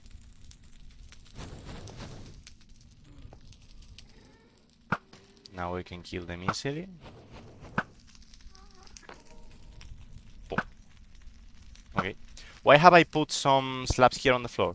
Slabs prevent the ground from lighting up on fire like you see here, because the fire that gets lit by the blazes counts as a hit. Okay? That's something really important. Right now we have killed them, and by having a shield we can also do this. We were to not have a potion, we can just go like this. Oh, sorry about that. We can go like this, have our shield up. The shield covers on 180 degrees from where you're looking at. So by standing like this, no blazes from over there to over there will hit us. Be careful with your back, because that's something that's important. The shield also has a little cooldown, so have that in mind while you're using it. Oh, yeah, there you go. That's the melee hit I was talking about. That's the melee hit I was talking about. I got greedy and I got distracted while explaining this, so it's perfectly normal that I get hit. And that would be the way to do it. Just be careful with 10-second cycles. When I'm trying to give you like a number of blazes that can be killed until the next cycle appears. I would say 2 blazes per cycle is like the safest thing to try and punish and farm a lot. But if you're fast enough, I'm pretty sure that with 3 blazes you can also pull it off. Now let's go with the other spawner. That should be right here. Okay, it's right here. I will show you now the setup we use for when we don't have potions, okay? This is the melee only / rangeless / whatever, no potions. As soon as we go in, you notice how I just went in straight up and put blocks, leaving me a space of 2 height, while not going up or down. Okay, I will repeat it. Let me go into peaceful mode real quick. Blazes should have despawned. They have not despawned. I don't know why. I'm gonna go into creative mode. I will show this to you in creative and that's it. I will break the spawner. Well, actually no, I'm gonna... Can I pick up the spawner? No. Okay. I'll show it to you again. As soon as we see the blaze spawner, we run straight into it and put blocks like this on the top of the stairs. Put some blocks like this. Block right here. Block right here. so that the stairs begin as soon as we, well, on the side of the block we just placed, the stairs should be there. Now we're gonna break all the way in. As we hit a wall, we just break the sides, like this, break the sides. And now, this is very important. Be careful with this, because blazes can hit you if you don't place slabs on these sides. Because of how tracking works, their tracking works on a weird way. Let's see how the blazes hitboxes look. As you can see, there's a red line. There's a red line in the blaze, and a blue line comes out of the red line that goes all around their hitbox. That's their eyesight. If they see you, they will try and hit you with a melee attack or their fireballs. So as soon as we can, we will start placing slabs. You can use the own nether bricks that you get from these to place the slabs and to craft them. That's why I got a crafting bench earlier. I'm gonna go into survival mode. I think I'm not full health. Let's see how they will try and hit us, just like that. I'm gonna go into creative right now because I'm on hardcore. I started the war on hardcore, but I got a nice photo to explain everything, so that's why I stayed. I'm gonna break this real quick, and now I'm gonna place blocks right here and right here, closing the possible areas where the blazes can spawn. And so if a blaze standed right here, it would not aggro you. Now we're gonna go back into creative mode. And this is really important. While you're doing this, you will just start killing blazes. They will start falling down. If some blazes spawn on top of this platform, you can just put 2 slabs like that, and blazes will fall. You will start hitting them, just like this. Hit them, place blocks again. If the blazes light on fire while you're doing that, kill the blazes that are lit, and then you can perform the trick again of just breaking and putting slabs. If some blaze rods get stuck on top of these, what I usually do is break the block, place some blocks like this, and it will push the blaze rod towards us.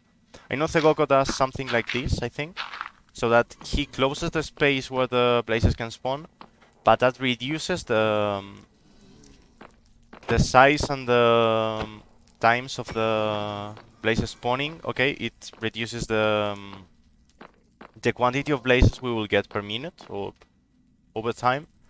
So it's highly not recommended to do that. And one quick tip more is that if we've got a potion and we want to just be farming blazes even on our way towards the spawner, have a render distance at 5 chunks. This will lower the places where blazes will spawn, and that way we will get more blazes per block within our closest area. And that's pretty much it. I think everything is explained, and if you've got any doubts, just ask them on the Discord. I'm going to show you real quick how you can farm ender pearls inside of a blue forest. As I said before, if we lower our render distance to 5, more enderman will spawn within our closest area. So let's keep the render distance to 5. Now, this is really easy to farm them. We will just place a boat. They will get inside the boat. Don't look at them directly. If they're not inside the boat, then we'll just kill them using crits, just like this.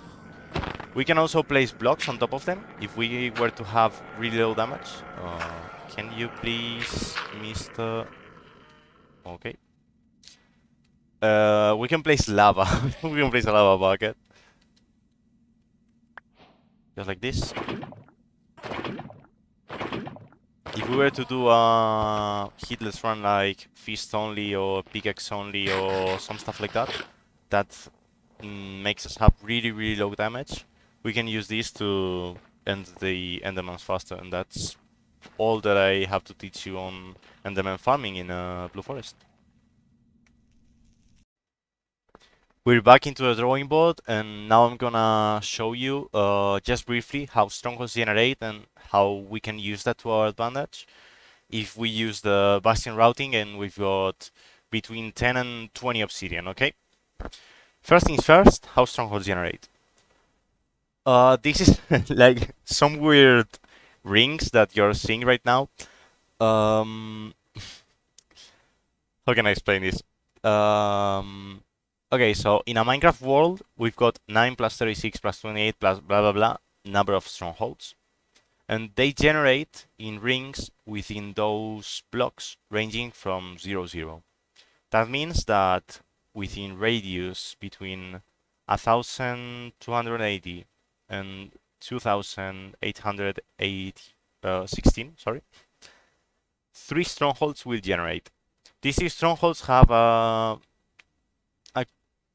peculiarity, let's say, that is they generate making a 120 degree between each of them. If we were to draw a line between the center of the map and the strongholds, the center of the map will be 0, 0, as always.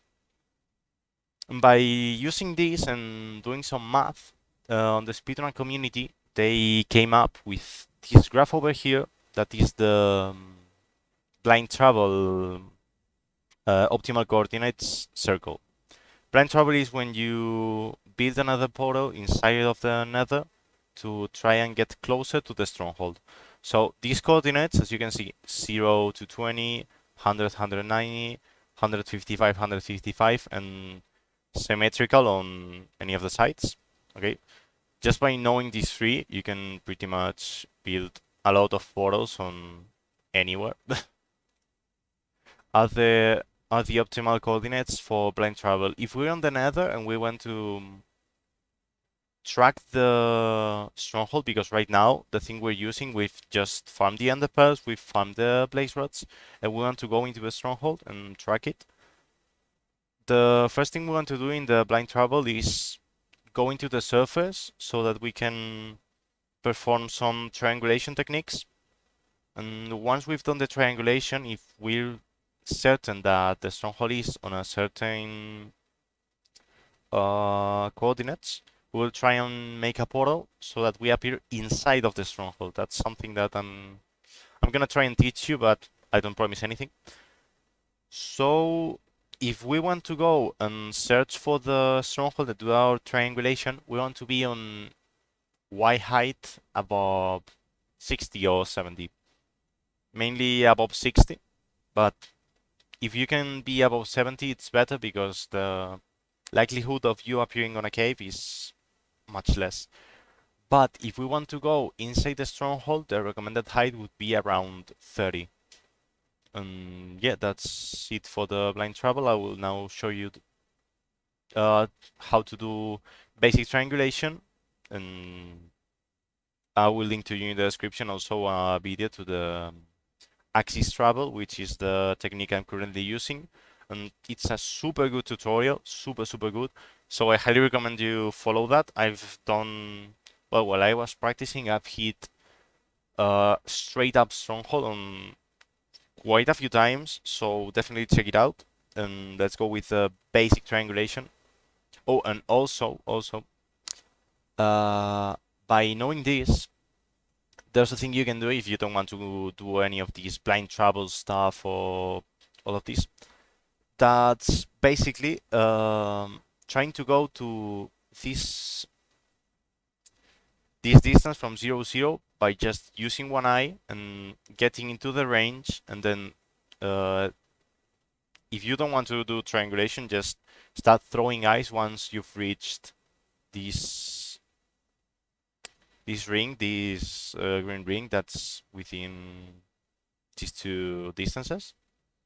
You can just start throwing eyes and getting them again every like 200 to, well, 400 blocks, and then trying to reduce the area in which you're looking at it, performing something called, well, you can also do the some binary search. The programming nerds out there will know what it is. That would be just going into the middle of these two, and like on the middle of the ring.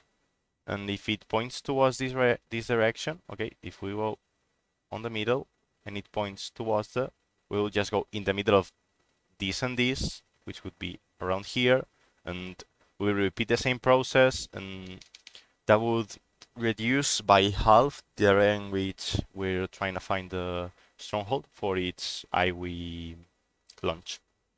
And I think that's everything I wanted to explain. I will show to you right now really fast how to do the basic triangulation technique, and check the axis travel one because it's totally worth it.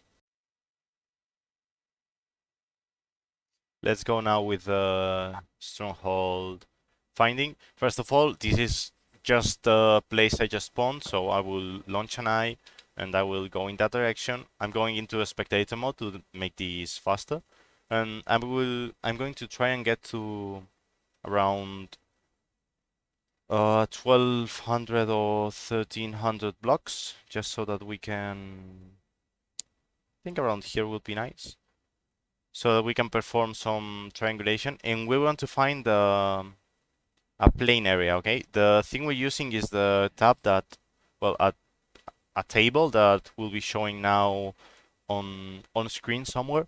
That's the one you've got linked in the resources channel in Team Hitless Discord. So we're gonna be using that, and we're gonna be following all of those steps. First, throw an eye, get the angle, 2, run perpendicular, 90 degrees from the angle, 4, 17.5 blocks, just over 4 spring jumps. Throw a second eye, get the angle, know the difference, and now just track the stronghold, okay? I'm not gonna do just everything, but let's just try and... Okay, so for doing this, I'm going to show you how to make it easier for getting the angle and all of this stuff. We want to, well, first of all, I'm gonna recover the eye and I'm gonna explain everything I do to you. First of all, I go into third person. That's because I can see where the eye is going. Okay, the eye is going in that direction. So that means I want to be pointing into that direction. Now, I'm gonna lower my FOV down to 30 so that I can get more precision while I'm trying to aim at the eye. The thing we're gonna try and do is the right side of the middle line of our crosshair.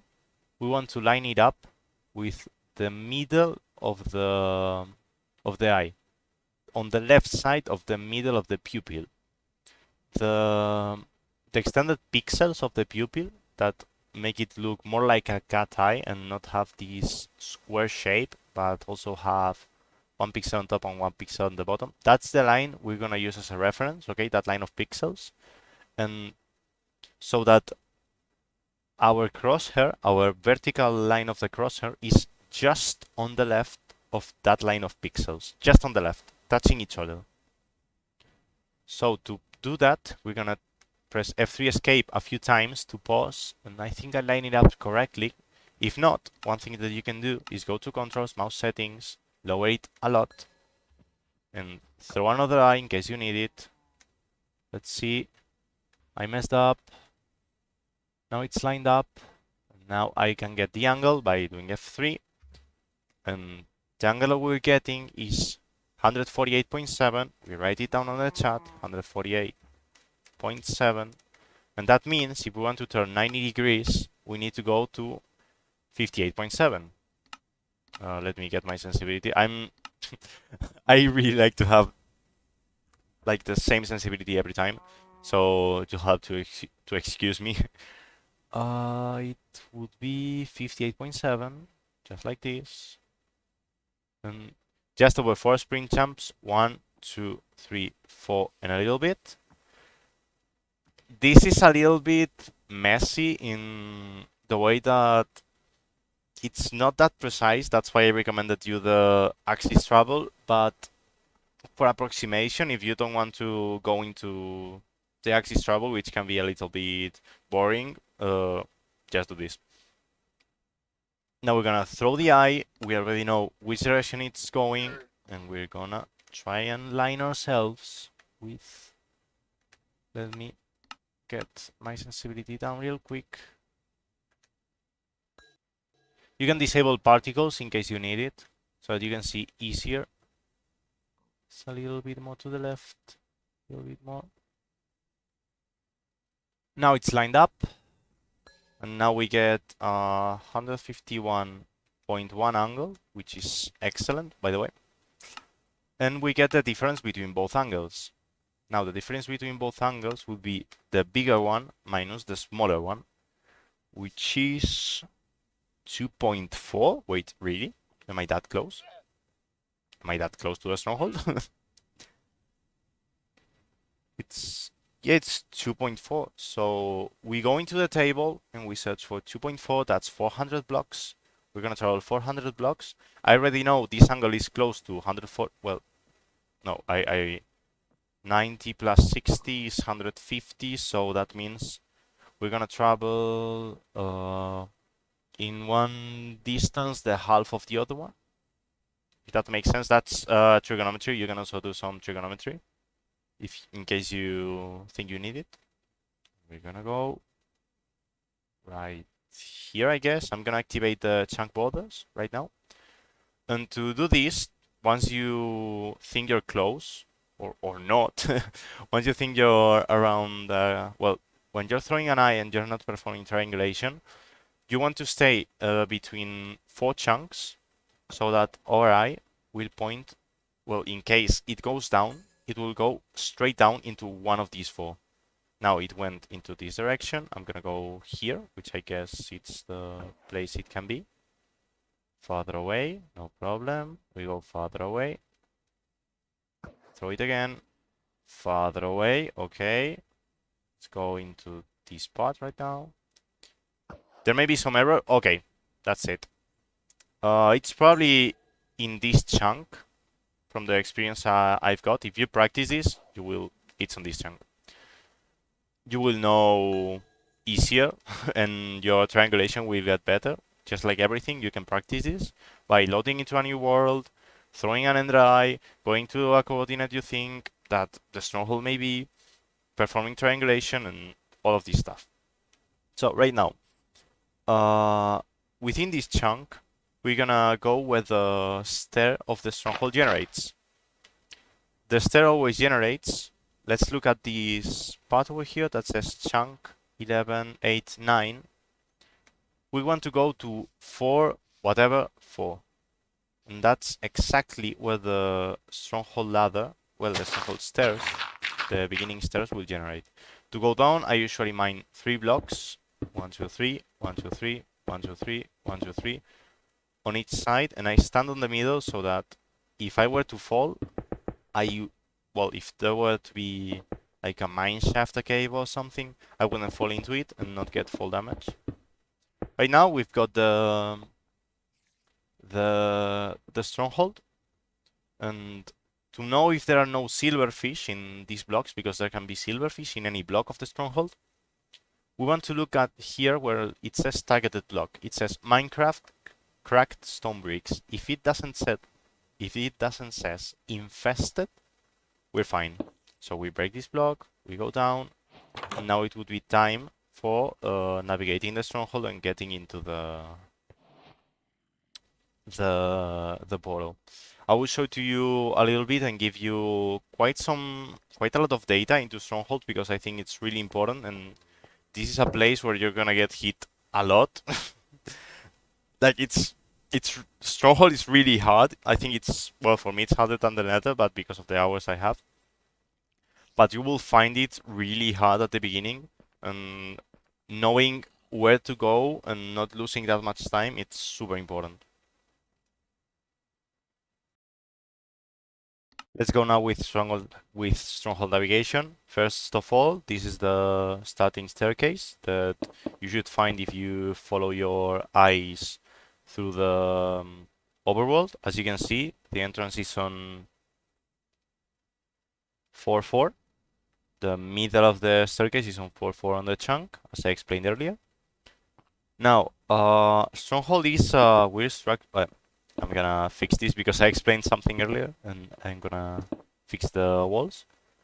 Stronghold is a weird structure in the way that it's entirely broken. Its generation is absolute garbage and it's entirely broken. But it follows certain paths, well, certain patterns that can be exploited in some way to say something. It's super weird. It's a very weird structure. So the first thing is that the doors have, well, generate always in this direction. If the door is on the same like length as the wall, if the wall isn't like, well, if the door isn't the other way,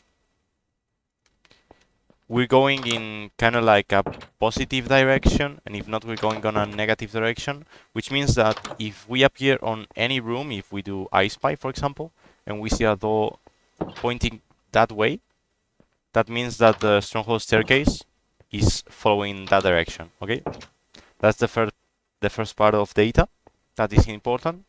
Second part of data would be that there are different kinds of rooms that follow always the, well, not always, but follow a certain layout, and that can be useful for finding secret rooms, because strongholds, being a structure that generates like absolute garbage, has secret rooms. This is the one of the examples of a room with a concrete layout. This room has always 5 entries, one over here, one over here, one over here. That are the 3 we're seeing. And then there's also one here and one here.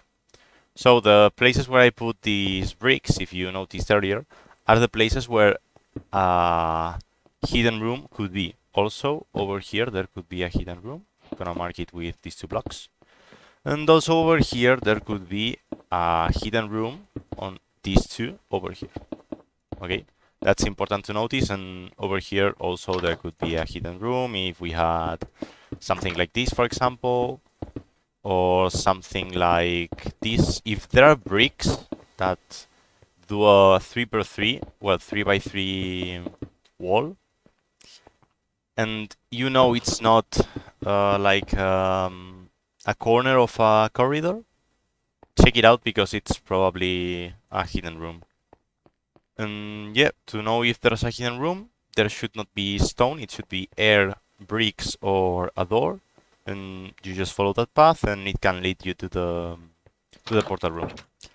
Now, also, as well, we're gonna talk about something called Forsen's Law. I'm not a real big fan of this because the statistics show that it's not 100%, but Forsen's Law says that between 5 and 7 rooms, each room we advanced, well, let's first talk about rooms.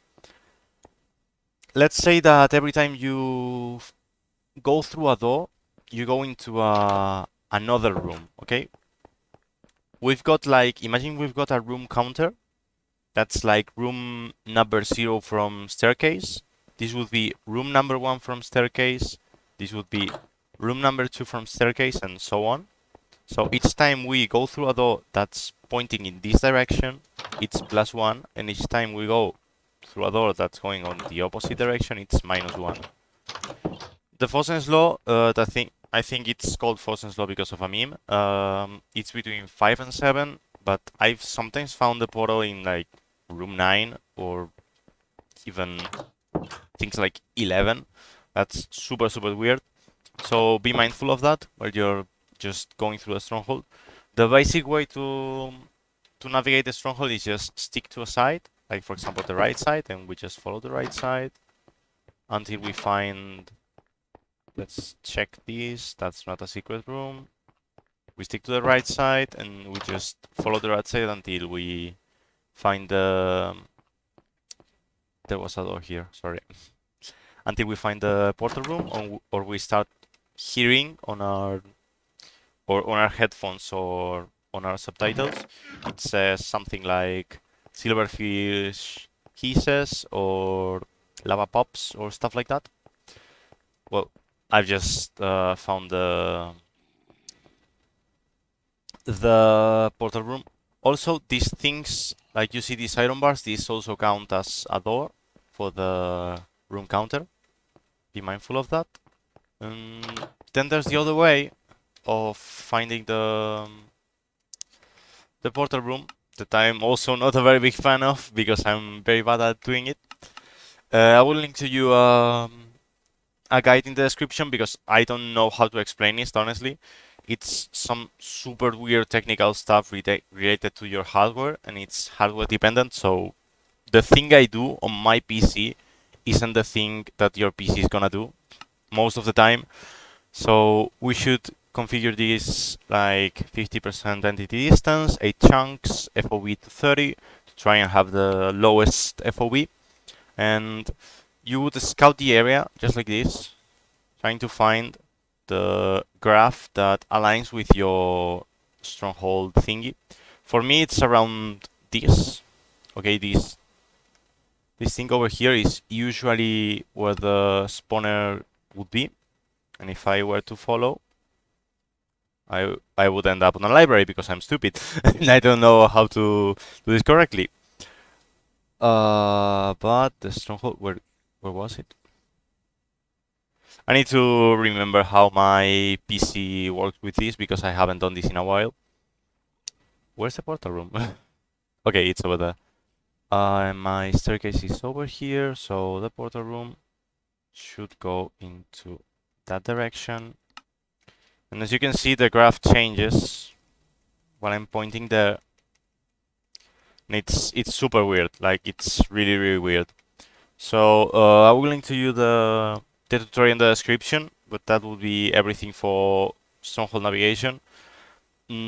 Again, practice this. Just go into a new world, type /locate Stronghold, and you can just TP to here. It will not TP you to the stair itself, but it will TP you really close to it. So just go and go into spectator mode, go into the staircase and try to practice with this. To enter the portal room, the easiest way is just placing some blocks over here, close yourself so that no other mobs can follow you. And now with the F3, checking that we're not mining any infested bricks, just break like this and break like this. Yeah, just go on, break this stuff. And having this height, try and break the spawner like this. This is the safe way. There are also other ways that are faster, but let's stick to the safe one. And as we got lava here, we can just place some lava so that silverfish don't aggro other silverfish. If we were to hit a silverfish, other silverfish would aggro, which is something really annoying. And that's something really weird that silverfish make like sounds when you hit them and not kill them with one hit KO. The Stone Axe kills them in one hit, I think, from Diamond Sword. With just 7 damage, I think they've got 7 HP. I'm not sure about this. But I'm pretty sure that with just 7 of damage, you can one-shot all of the silverfish. But since the sword has this kind of lateral damage, the sweeping edge thing, it's not recommended to kill them with a sword and better kill them with an axe or with a lava bucket. Now I'm gonna give myself some Ender Eye. And you would just, I mean, light the portal and go inside. I'm gonna show you 2 ways to find the Ender Dragon. One is with melee only cheese and the other one would be with the bow. And yep, let's go. First I'm gonna show you how to do it with the bow, and the setup I'm gonna use is the basic setup that I've been using for everything, and now I've got 3 stacks of arrows, but I'm not gonna use them all. The first thing you need to do is go to video settings, max render distance, well, max entity distance and the most render distance you can, and also activate hitboxes. If you've noticed, when I activated hitboxes, I started to see this box over here, that's the Ender Dragon, these boxes over here that are the Ender Crystals, and also the Enderman. If I don't have my hitboxes activated, you notice how it's really hard to see barely anything, so have your hitboxes on always. Now let's just reach over here, We can appear on a platform or underneath the island.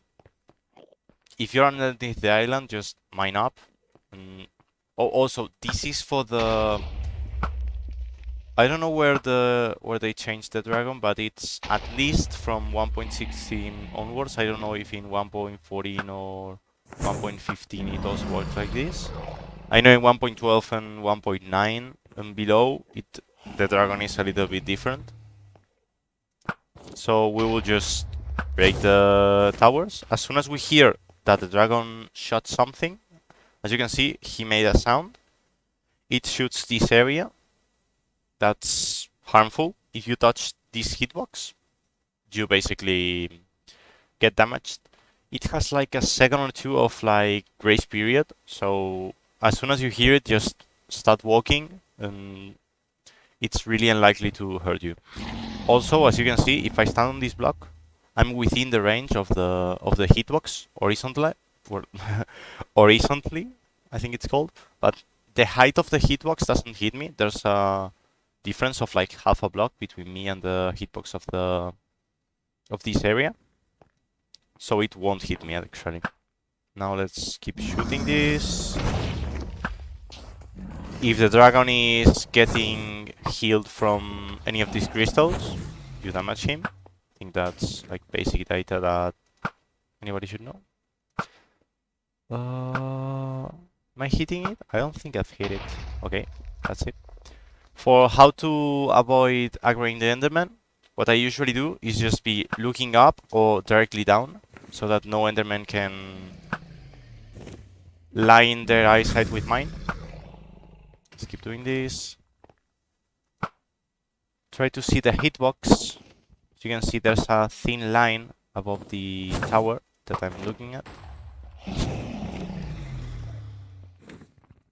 That's a hard to hit tower.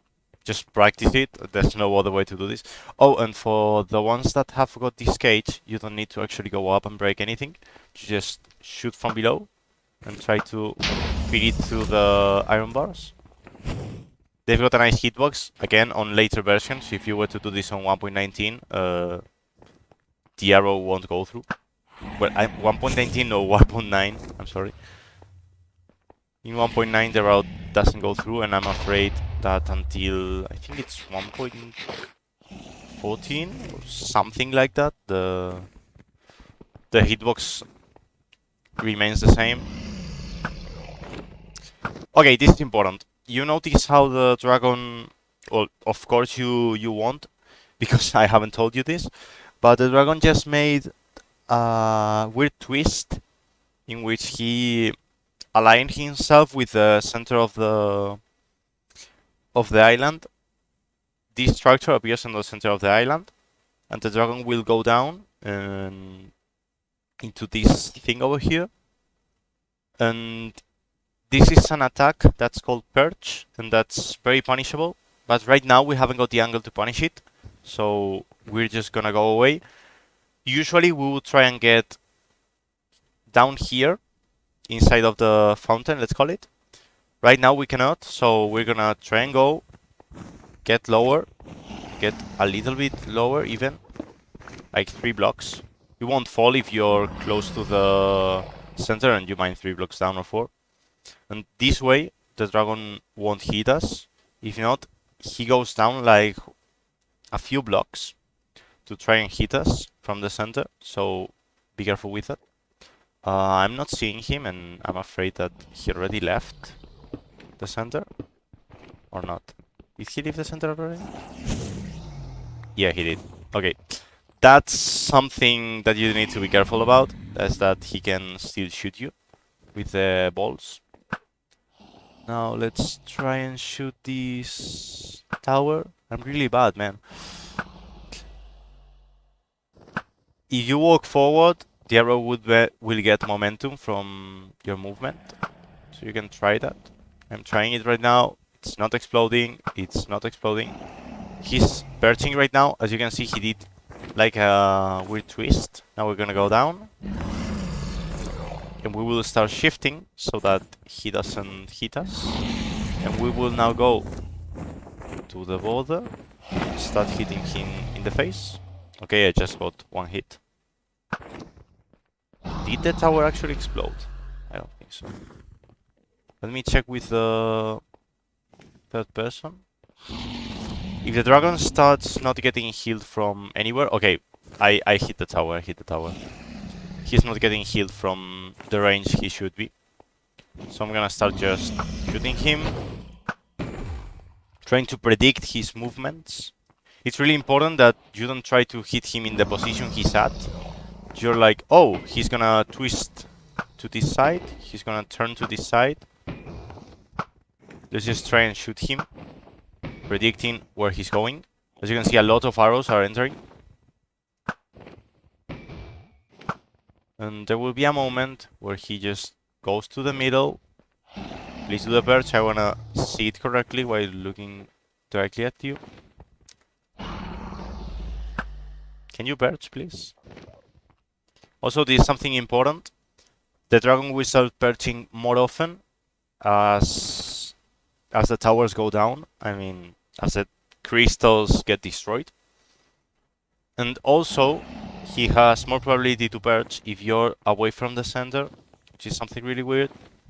But if you're between the towers, if you're on this kind of circle that they form around the fountain, he's perching. I've got time to perch. I've got time. He's kind of slow to go down. As you can see, he went down faster because I was away. And if you're between the towers, you're probably gonna get shot with the fireballs. So if you don't want the center to be full of fireballs, be careful with that. Dragon has like 3 possible RNGs in this perch state. And they would be 1, 2, or 3 flame attacks. Flame attack can hit you if you stand close to the border and he has a certain angle. So be careful of that. If you know that he's doing the fireballs. Okay, he's perching again. Notice how he just directly turned to the middle.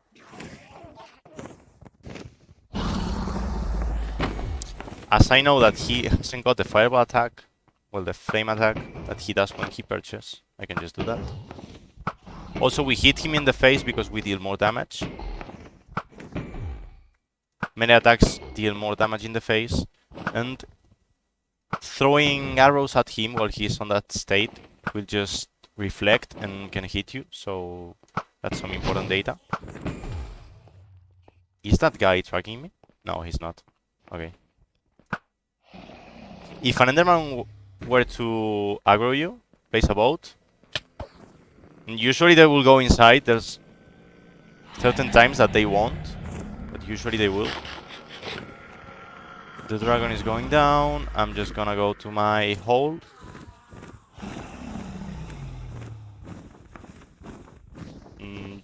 This is the fight. Like, there's not much else to explain. Let's show you the cheese now. Now we're gonna do the cheese. For doing the cheese, you would need 1 obsidian or lava, water. This is mandatory. Quite some blocks. I have 4 stacks on me right now, but I think with 3 you should be... Well, it should be more than enough. 2 trapdoors. A pickaxe is recommended, and also something to hit the dragon with it. Right now, the thing we do is first look at our platform. If we spawn outside of the island, we just line ourselves with 100 and 0 and just start going up. This way the dragon won't start aggroing us until we've reached our... well, the height we want to reach. As you can see, my height is going up. 78, 78, 79, 82, 83, 84. We want to go up to 145. We will need 2 stacks of block or something like that.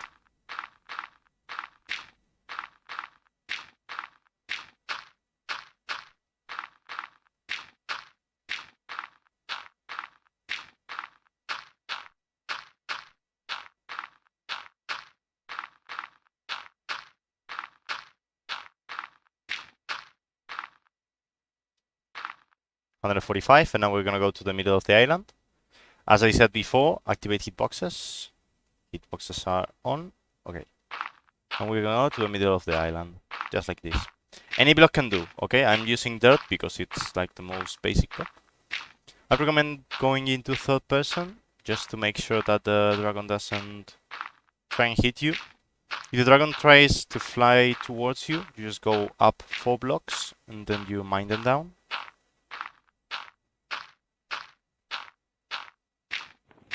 Dragon is over there.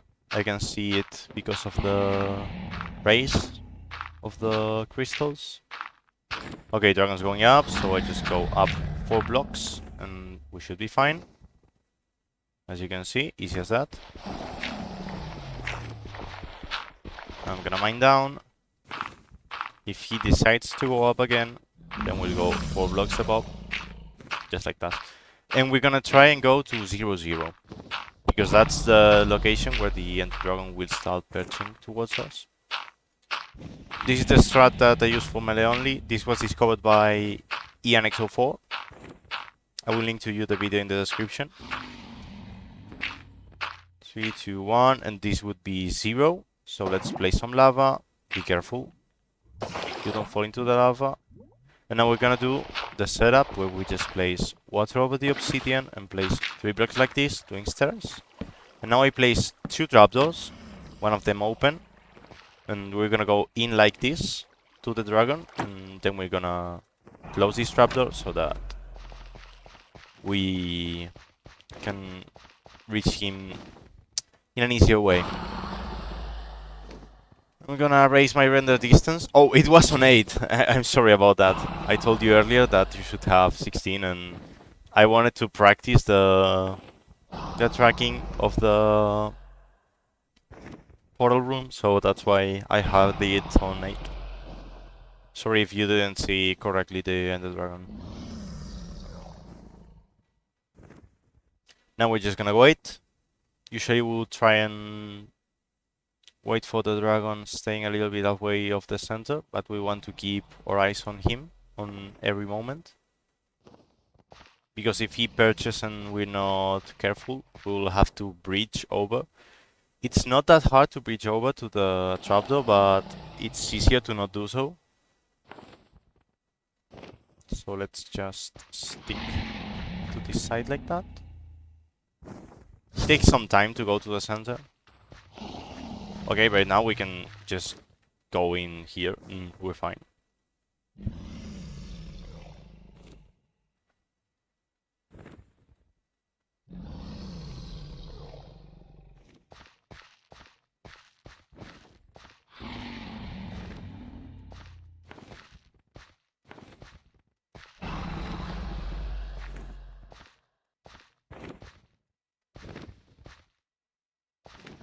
I think he's going up.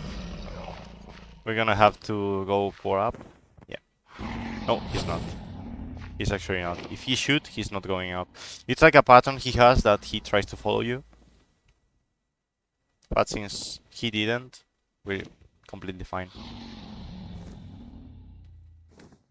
For him to go to the center is usually between 5 and 15 minutes. So that you know. There's also a way to do it that you just go to the center and place blocks on the center, but that's not consistent at all. That should be done only for speedrun purposes. So I'm not teaching you that. This can also be done with a bow if you take some distance and you just shoot a dragon. But as you can see, this is super consistent. The fact that you're on just 1 block of like horizontal size doesn't mean that it's dangerous. As you can see, I'm just moving around in different ways. 1 block of like width of the path is more than enough so that you don't fall. Can you please go to the center? I'm gonna speed this up until he goes to the center, okay?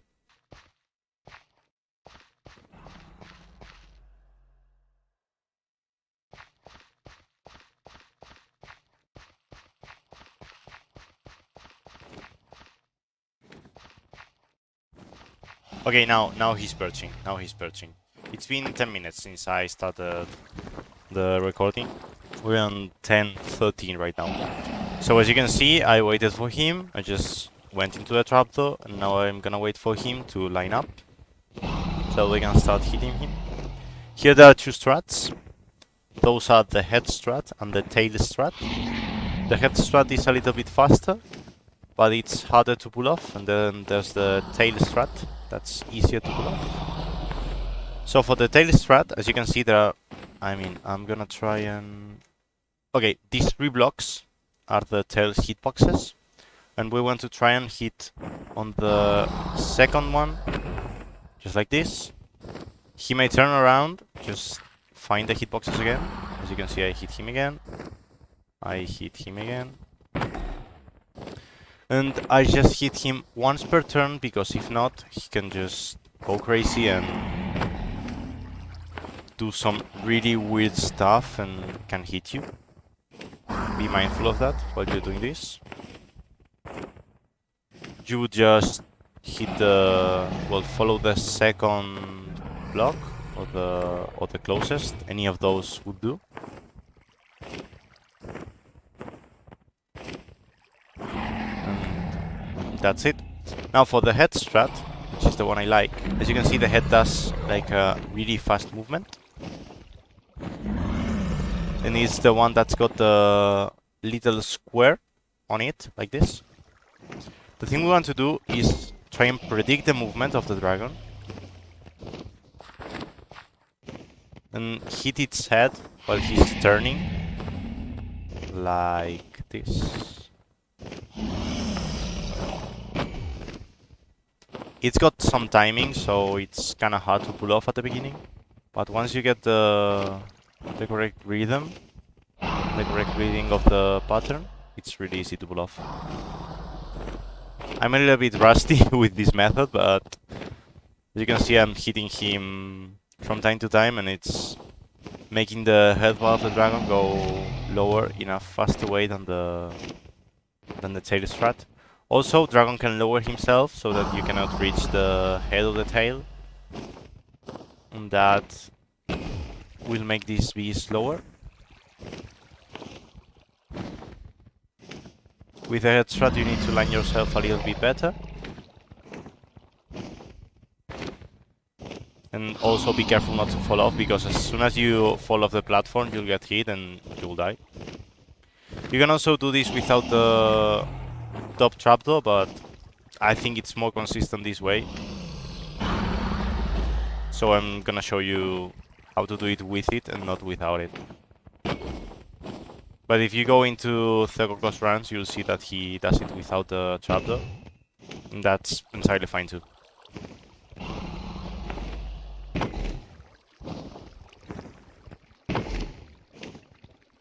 As you can see,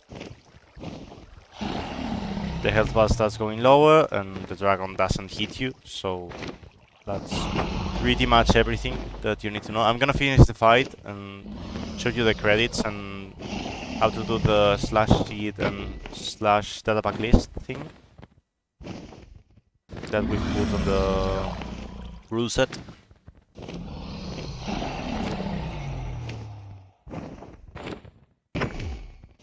This is more for verification purposes, so if you don't want to get your own verified or anything like that, just skip that part. But I think it's important.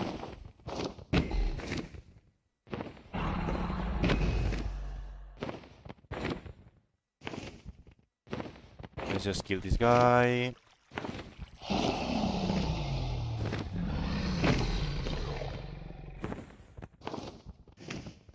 And as you can see, if you've got nice damage and you know where to point at, the dragon goes down pretty easily.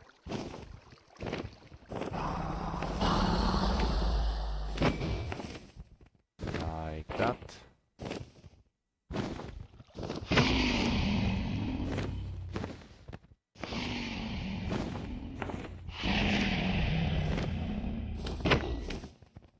One more, and he's dead.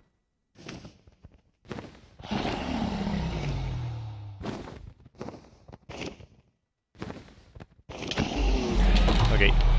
As soon as the dragon dies, we need to go into the waterfall. And we will go down. Be careful not to fall off. And we will just go through the portal like this. And right now the thing we're gonna do is type slash data pack list. And also we will open to LAN, allow cheats, and tap slash seed so that the verification process is a little bit easier. And that's it. That's it for the any percent part of the run. Now we're gonna go into Wither, into Elder Guardian, and all this extra stuff. First of all, to farm the Wither Skulls, we're gonna go to another fortress, as I explained earlier, because it's the only way that you can fight Wither Skeletons. And there's not much here to talk about, if I'm being honest. I'm gonna show you some basic damage thingies with the skeletons and drop a few tips so that you can fight them easily. First of all, the best way to get the Wither Skulls is just get these guys into a boat. They will follow you, you just put them in a boat. I'm gonna go into survival mode real quick. Be careful of that blaze, that's the only thing that can hit us. Okay, just like that. Be careful with blazes because they can also break boats. That's a really important one. And if you wanna kill these guys, just crit with axe and crit with sword should do the trick. But also double hit with axe and crit with sword, and even without crit, this one is without crit even, can help you kill them, just like that. I usually go crit because it's the one that wastes the less of our axe, and I do this because, as you know, the iron swords don't have that many uses, and if we go with the route of trading with the guy with how's it called, this kind of wheel that you trade for the sword instead of just going with books and an anvil. I don't know how it's called, but the grind wheel or something like that. I don't know. The biomes. Okay, let's talk a little bit about the biomes because there are better biomes than others. The one that I think is the best is the blue forest, since the only spawns that you'll get outside are endermen, and there are not that many. So most of the spawns are gonna be located within the fortress range, and if you even lower yourself to 5 chunks, more of the spawns are gonna be located within your area. So highly recommended to go on 5 chunks of render distance. Another quick tip is getting yourself a lot of fire resistant potions. This run is okay. I mean, this run, no. This farming is kind of hard. For me, it's like the hardest thing to do in Minecraft Hitless, like by far, of the things that have been done. And the things that I've done, the hardest has been with the skeleton farm, because you need to be really consistent, really patient, have a lot of resources, and that's something I struggle a lot with. So just keep calm and do that. Following with the biomes, we also have the Southern Valley that may spawn quite a lot of white skeletons on the fortress because of the biome we're at. So be mindful of that, but that also has quite a lot of spawns within the fortress because there are not that many spawns on the closest areas. Then there are less spawns on the Basal Delta and also on the Nether Wastelands, I think it's called. That would be the usual Nether. And they have got decent spawns, but it's not like the optimal. Just so you know, for the time you're gonna spend, I don't recommend trying to follow another fortress, honestly, because that can lead to, unless you have a really bad one. If you have got a really, really bad fortress, just skip it. But I think that overall, it's pretty consistent to just farm on the first fortress that you can find. And then there's also the worst, and this one you may want to reset, actually, or find another fortress. It's the Crimson Forest, that's the forest with the red trees, the one we've got over there. because this can spawn some hoglins on certain areas that may make your life a little bit harder, and it also has very little spawn rates. So having that in mind, you can reset the fortress. There's not like mm, something that you can say, okay, if I find exactly this, then I'm not gonna farm here and I'm gonna find another fortress, because it's kind of RNG. And the fortress you find elsewhere may also be absolute trash. So you don't really know. The best would be being on a blue forest or a Southern Valley in a lava lake, or in a zone that's just lava, no other things. Like, imagine there were like this part over here, this bridge over here, it's entirely over lava, but you will need more than just a bridge to be able to farm. Also, another thing that you can do is 1, 2, 3, 4, 1, 2, 3, 4. Try to make these things bigger. I usually do 4 blocks in each direction to make a square. That's 4 plus 4 plus 4. That's 12.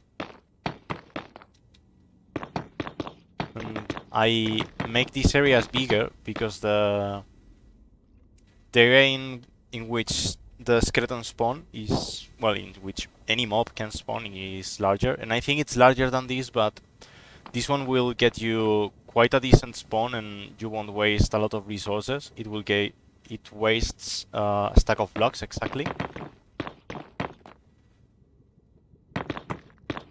and that way you can have some more spawns. And the last thing I would recommend is, well, of course, get yourself some soul sand from here. You can get 4 to summon the Wither pretty easily. And then it's just using hitboxes if you're in the inner part of the building, or if you're in some hallways, to see the corners more easily and make sure there are no dangerous mobs. For example, here, as you can see, I saw a skeleton. Now I can move right here, block this, and I would kill him without any problem. Yeah, that's pretty much it. Now let's go with the trap for the Wither. We are inside of the Nether now, and now for educational purposes, I'm not gonna kill the dragon. And the thing we're gonna do to kill the Wither is use this fountain to lock the Wither in a bedrock cage, so that he cannot hit us. Well, it cannot hit us. Let's just go and do like this. This fountain, as you can see, is 3 by 3 with 3, 3, 3, 3 on each side. It's not a 5 by 5, it's a 5, 5, 5 without the blocks in the corners, to say something. So now we're gonna break like this, break like this, break like this, and also break like this. And once we've got this, we're gonna try and make this room of 3 height, just like this. And we're gonna place 1 obsidian block just below the center of the nether fountain, like this, and place all the 3 blocks like this. They need to be obsidian, at least this one. I haven't really tested without putting the 4 of obsidian, so I'm not gonna throw some misinformation and tell you have 4 of obsidian is actually the best.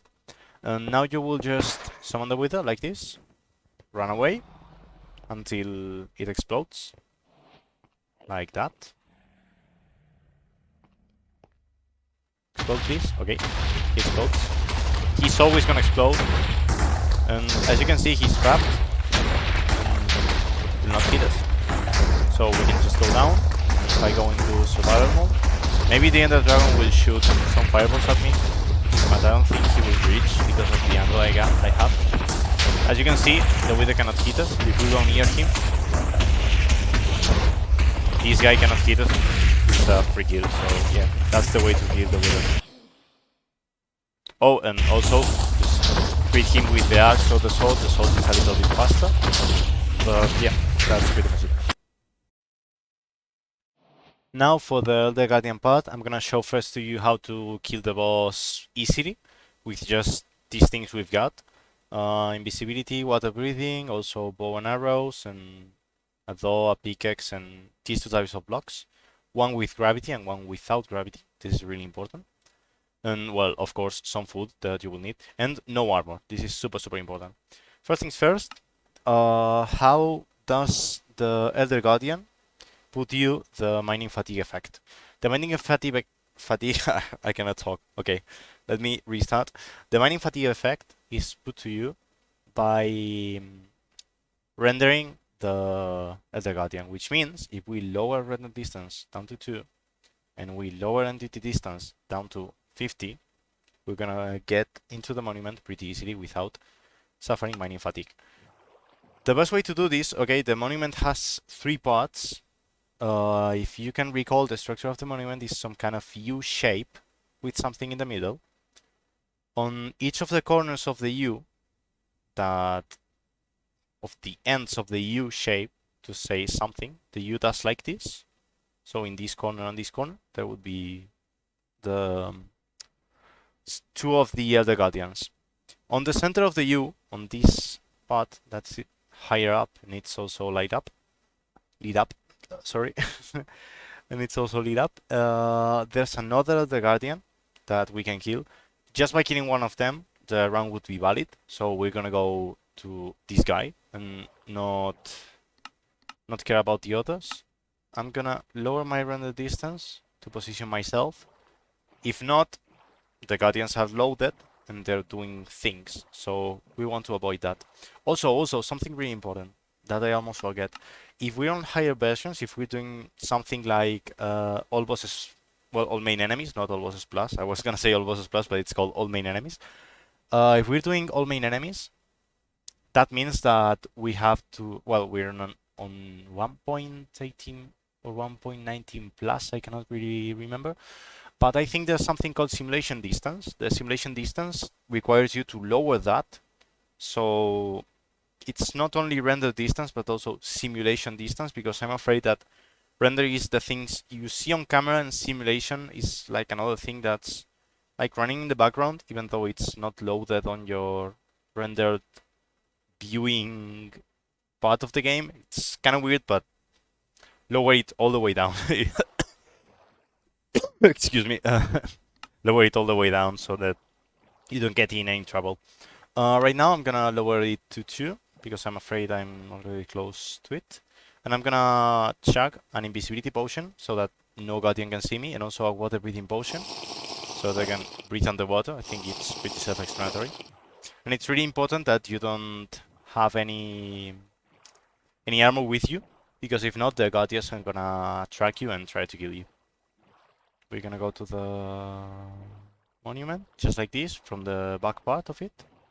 And we're gonna go up here and place a door. And we want to mine as much blocks, doing a kind of mesh like this, like a chessboard, as much as we can. Okay? We just leave the door and start mining and mining and mining and mining. And I think we're pretty much done here. Oh, I messed up with that. We're done. We've done quite a lot, so let's go down. We're gonna block this over here so that our big bro doesn't go away. And the thing we want to do is bring him here to the part that's free height. So let's try and push him. Well, he's actually in a decent position. If we didn't mine this, we would need him to be on the free height area. So I'm gonna play him. Okay, that's the mining fatigue effect. As you can see, I did it really good because I entered pretty late. So the mining fatigue effect only affected me late. Something we can do is place down a door. My door is up here, I think. Yeah, where's my door? Please, can I get my door back? Door. Okay, here we got it. One thing we can do is place our door and shoot him. And imagine that we close this and open it, and I got it on the wrong direction, but we could use the door to hit him with a bow and arrow. And no other guardian will aggro us, but I'm going to show you also another thing that you can do. That's just suffocating him with gravel or sand or any block with gravity. As you can see, we can place blocks like this and suffocate him to death. If he's in a 2x2 or 3x3 space, he will die. Or I think with 2x3 is enough, but with 3x3 he might escape. It's something with the hitbox. But as you can see, he's just gonna die. We can also shoot him with the bow while he's on this state. And that's how you kill the god, yeah. Pretty easy. Now I'm going to show you how to loot the gold from the back of the monument real quick with a quick strat. And this is more like speedy, and you don't really need to learn this, but it's just as a plus. Okay, for this part, the materials we're gonna use are some blocks, an iron pickaxe, a boat, and some doors. Preferably, we should have 3 doors to make it easier. And I think that the monument is on that direction. Okay, yeah, it's on that direction. First things first, I want to locate the back part of the monument. That's the one with the arcs, are they called? In Spanish is something like that. Like these shapes. These shapes over here. And now we're gonna lower render distance and we're gonna go in. This thing is risky and it's not 100% consistent, but if you wanna try it out, it's a really fun thing to do. And you can get quite a lot of gold. So let's stick to the left side of the monument, I think. We're going to go on the back, as I explained. And now, to run away, I'm gonna do like this, so that my boat points towards there. Now we go in here like this and try to go inside. Okay, I got inside at first, just like that. And you just have to try around the monument. And now I'm gonna show you. Okay, we mine the gold and we can go away, just like this. We go away. Remember where you entered and go towards your boat. You can also go between these arcs. I don't think they're called arcs, but yeah. And yeah, just like this. You got 8 blocks of gold and you've run away. Right now I'm gonna show to you where the mining spots would be. And those are... I think I mined on the incorrect one. I think it's this one over here, or on the middle. I I can't really recall where the good mining spot was, but it's usually wherever. I think the closest to the middle would be the better, so mine here. I forgot. Also here, so these are the 2 center ones, and we should mine on this side, like towards the center. And now, if we go to the second one from the center, we mine on the outer part of it, and we can maybe find the gold. That's the strat. Like, there's no easier way to do it, actually. If you were to go with invisibility, of course, it would be, well, it would be easier for you. But since this is something that's worth only if you're going before going to the nether, I showed to you it like this. Okay. Let's go with the next one. Now, for the raids, the easiest way to kill these guys is just go with a bow and kill them from a distance. A lot of them will aggro on you, okay? Be careful with this.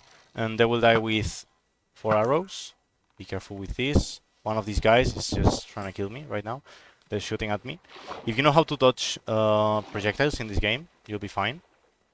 As you can see, you just have to do like perpendicular movement. And we will focus on just killing the guy with the flag.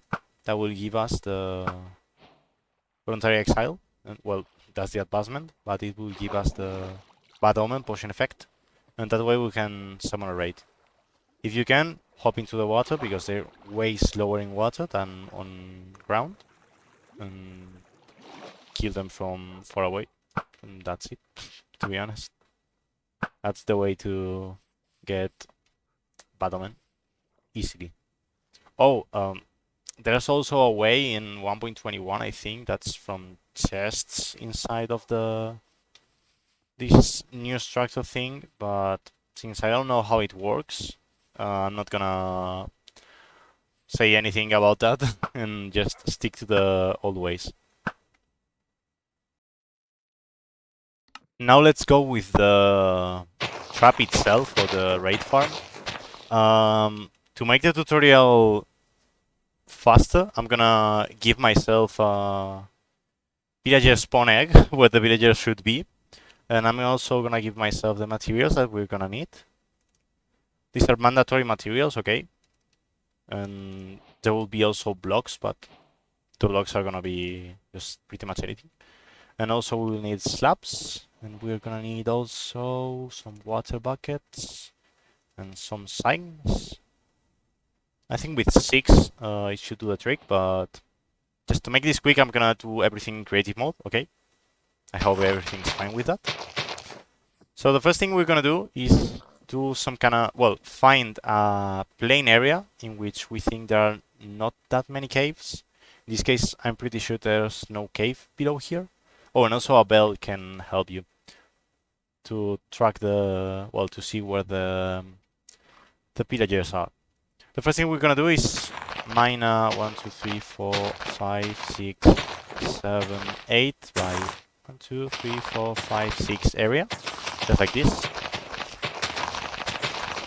And we're gonna place 2 water buckets, just like this, so that 2 by 1 is in here. Now the thing we're gonna do, 1, 2, 3, 4, 5, 6, 1, 2, 3, 4, 5, 6. We're gonna put this thing like this, and this thing like this, some signs like this, then another one like this. Okay, it's 7 signs actually, like this.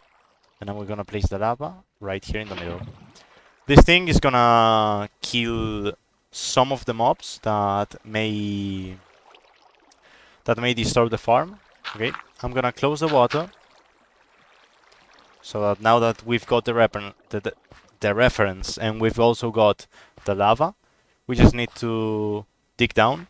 This is going to be the place where the pillagers will fall. So now we're gonna leave one space and go 3 deep like this, and place a bed, a torch, so that nothing will spawn. You can also place 2 torches like this if you're more comfortable and you think some pillagers may spawn. And place 1 villager, just like this. This thing over here is already detected by the game as a village. Now we're gonna close this up, open this,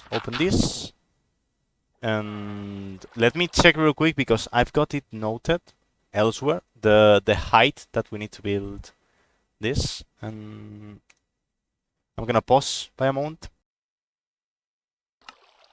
Okay, it's gonna be 27 blocks down, so let's go 1, 2, 3, 1, 2, 3, 6,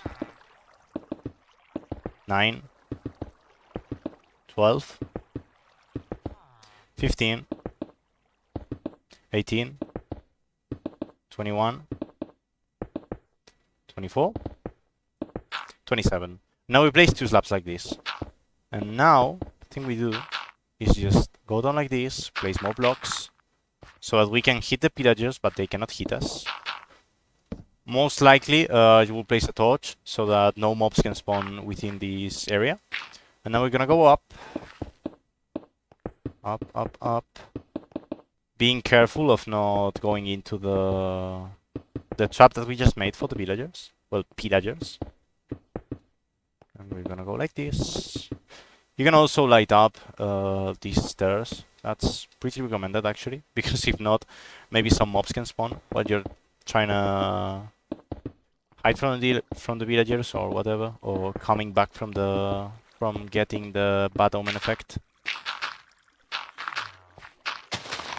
And just like this, we'll have our farm. And I'm gonna real quick put myself the oh, and also place a bell around right here, so that you can see if there are pillagers elsewhere, pillagers where they shouldn't be spawning. And that's pretty much it. I'm gonna give myself the effect bad omen. Well, it's with slash effect.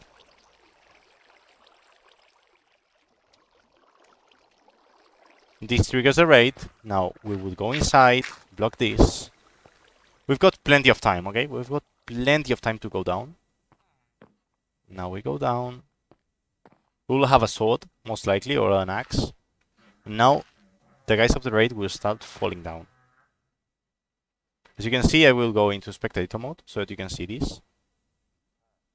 They're a little bit lost because there are some watery sites here and there, but they will start falling down just like that. They will start falling down.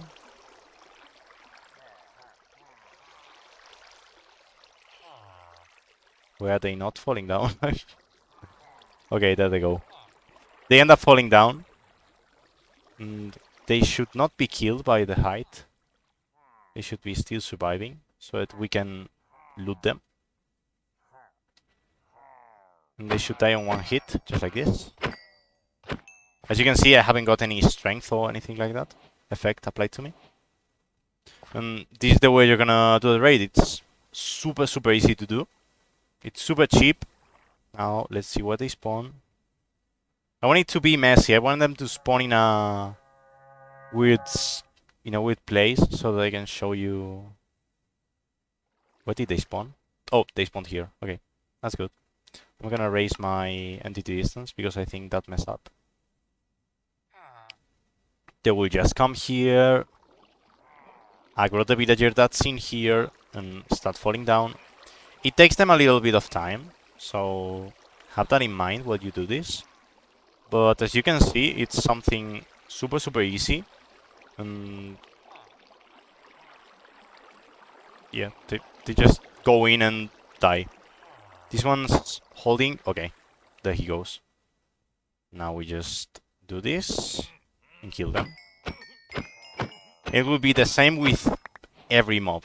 Okay, it's the absolute same. And that's the tutorial of the raid farm. Let's now finish this off with the warden. And for the warden, the thing we're gonna try, and well, the first thing for the warden is that it only spawns on the deep dark biome. I'm currently on the version 1.20.0, if that helps you. And the deep dark biome usually spawns on large mountain areas, just like this one. As you can see, the height of the mountain is above 130, and it's usually away from the ocean. That's due to how Mojang programmed it to generate, or what I've been told. I haven't actually verified this information, but the source I got it from, I think it's pretty reliable, so listen at your own risk. But it's the way I did in my run, so it may be helpful for you. Let's go down here, and we're gonna see deep dark biome. The deep dark biome, well, as you can see, the height is minus whatever. Deep dark biome is actually pretty large, and it's got these like dark areas, as it's called, deep dark. I also have night vision on, as you can see, for you to be able to see everything perfectly. You won't have night vision, most likely, when you dive into the deep dark biome. And the thing we're gonna look for is this block over here. That's called the Shrieker. The Shrieker is the thing that spawns the warden, and it works on quite a weird way, we could say.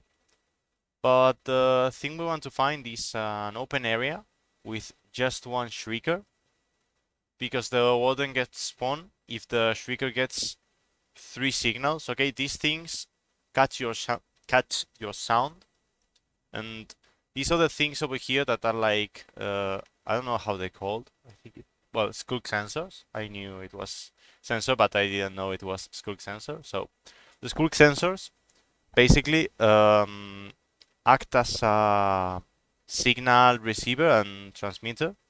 So when you walk or you make any noise, a signal gets sent to the skulk sensor, and then the skulk sensor sends the signal again to other closer skulk sensors and for the shriekers. So be careful with that. The first thing we will do on this area, this is a good area because as you can see, there's not much things up. The way the water spawns, I will spawn to you. Well, I will not spawn to you. I will tell you how the water spawns soon.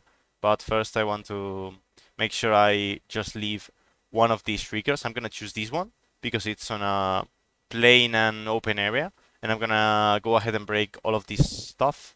I'm gonna get one warning, but it's gonna be totally fine, okay? You'll probably get one or two warnings before you can secure the shrieker. So be mindful of that, and let's go and try to take this away. As you can see on my bottom right, Warden approaches a sound. Now the only shrieker left is that over there, and I'm gonna get some wool because wool hides your, well, the sounds of your steps. And I'm gonna cover this in wool, and as you can see, when I cover this thing in wool and I walk, nothing enters the shrieker. Now, how does the warden spawn? Warden spawns in an 11 square area, so that would be well, 11 by 11 area. That would be the block in the center, and then 5 to the side, 5 to the other side, and 5, well, 5 in each direction. So let's go 1, 2, 3, 4, 5. 1, 2, 3, 4, 5. 1, 2, 3, 4, 5. And 1, 2, 3, 4, 5. Just like that. We will fill the gaps. And this way, the thing we're doing with the carpets is avoid the warden to spawn in any of these blocks. Okay? That's what the carpets are used for. Let's cover everything in carpets. Warden needs to spawn on a full block, and it cannot be covered by water or a carpet or anything like that. Let's go like this. I'm gonna fill all of this, and I'm gonna show you the trap. The warden is a blind mob, so it guides through sound and also I think smell, because he can aggro you if you're exposed. That's something that's really weird, but we'll cover it up soon. And the thing we're gonna do to summon the warden is just stand on top of the skulk sensor, and that's gonna activate it, and the warden will spawn. The materials that we're gonna use for the trap, and this is, in my opinion, the best trap that you can build, is first of all some dirt, so that you can place a wither rose. There's no point in killing the warden if you're not doing all main enemies, so that's why I chose a wither rose. You can also use cactus, you can also use water, you can also, well, lava. The warden doesn't burn, but you can kill him with the water by suffocating him, well, by drowning him, I mean. You can also suffocate him with blocks, and there are quite a lot of ways to deal with the warden, but I'm gonna show you with the rose trap. We're gonna get an old block, we're gonna get an observer, 2 observers actually. And the thing we're gonna do is first of all do a 4x4 area in which the warden will spawn, and then cover that thing with wool, just like this. 3 height. I got the sneak 100 because I was crouching while near a skulk sensor, a skulk cat. Well, the cutter is actually not a skulk sensor or a shrieker. Let's place this like this, and this way the warden shouldn't hear us. Very important, place carpets on top of this, because the warden spawns of the highest block he can. I think it's 9 of height, and we're 100% sure there's no cave over there, and if there were a cave, the warden will spawn and it won't bother us, so we will just check it later and take care of it. Now the thing we're gonna do is break like this. We also need some trapdoors. This way the warden will think that the blocks... can I please... Yeah, that's better. The warden will think these are full blocks, but they are not. So now the warden will fall. We're gonna place now all dirt and one wither rose. One wither rose will be enough, okay? And to get a wither rose, you just get a mob into the dragon, or into the wither as you spawn the wither. So if you get a chicken inside, like a little chicken or whatever, it will just die. You can get an enderman also inside, whatever you want. You can also do it with a cactus. You can do it with water, as I explained. You will just create a, how's it called, a column of water, and the water will spawn on the column of water. That's it. So let's now cover this up and let's make our machine. And the thing we're gonna do is place one observer with a redstone signal on that direction and the other like this. Now this should start emitting sound. That's it. As you can see, you can mute it if you place some wool. I covered it up like this so that the warden cannot hear from outside. Let's cover this up just like that. Let's place more carpet. Also, fun fact about the... well, fun fact, no, actually useful fact about the deep dark biome. I am not in peaceful mode. This is because on the deep dark there are no mob spawns. The only mob that can spawn on the deep dark is the warden. Also in the ancient cities. The ancient cities sometimes have part of it that's another type of biome. So be careful with that. But as you can see, we're inside... where it is? Deep dark. In biome you can see deep dark. No mobs can spawn in here, that's why I'm just walking around and you don't see any mobs. I mean, I'm on normal difficulty, I'm gonna put it on hard. Yeah, this way we're gonna spawn the warden and we're gonna cover then ourselves up. We don't actually need to cover ourselves up, but I'm gonna do it just in case. So, the thing we're gonna do, we're gonna place this like this, and just like... can I please? Okay, that's better. Place this like this, place this, and place this like... how am I gonna get inside? That's a really good question that I can answer you easily. We're gonna hop in here, so you can see Skull Shrieker shrieks. That means that it's doing stuff that needs to be done. Now another warden alert will follow. Warden draws close. That's the third one. We're gonna get the fourth one. And now this is the fourth one. I think I messed up. Can the warden spawn actually? I messed up. So warden isn't spawning. And I don't know why it is. Honestly, I really don't know why warden isn't spawning. So I'm gonna raise the height of this by 1. I think I did it with that height the last time I did this, but I'm gonna check it again. And I'm gonna break all of this.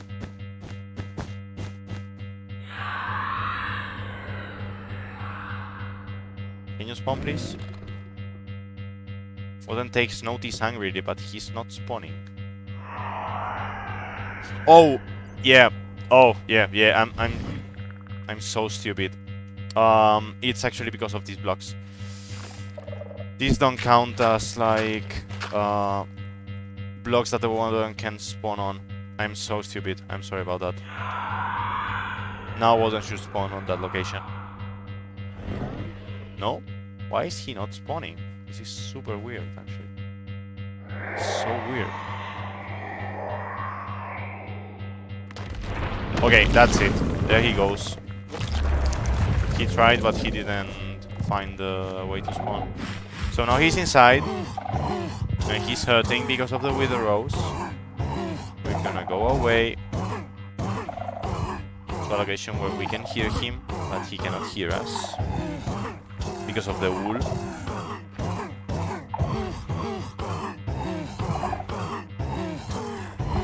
I messed a little bit up the setup, but you totally get the idea of what I done. So this should be how to get the water. I'm gonna speed things up, and then you will see how the water has set. Well, has died. Hi, Future Jesus here. I was editing the guide and I noticed that with the warden I stay on creative mode throughout the whole time.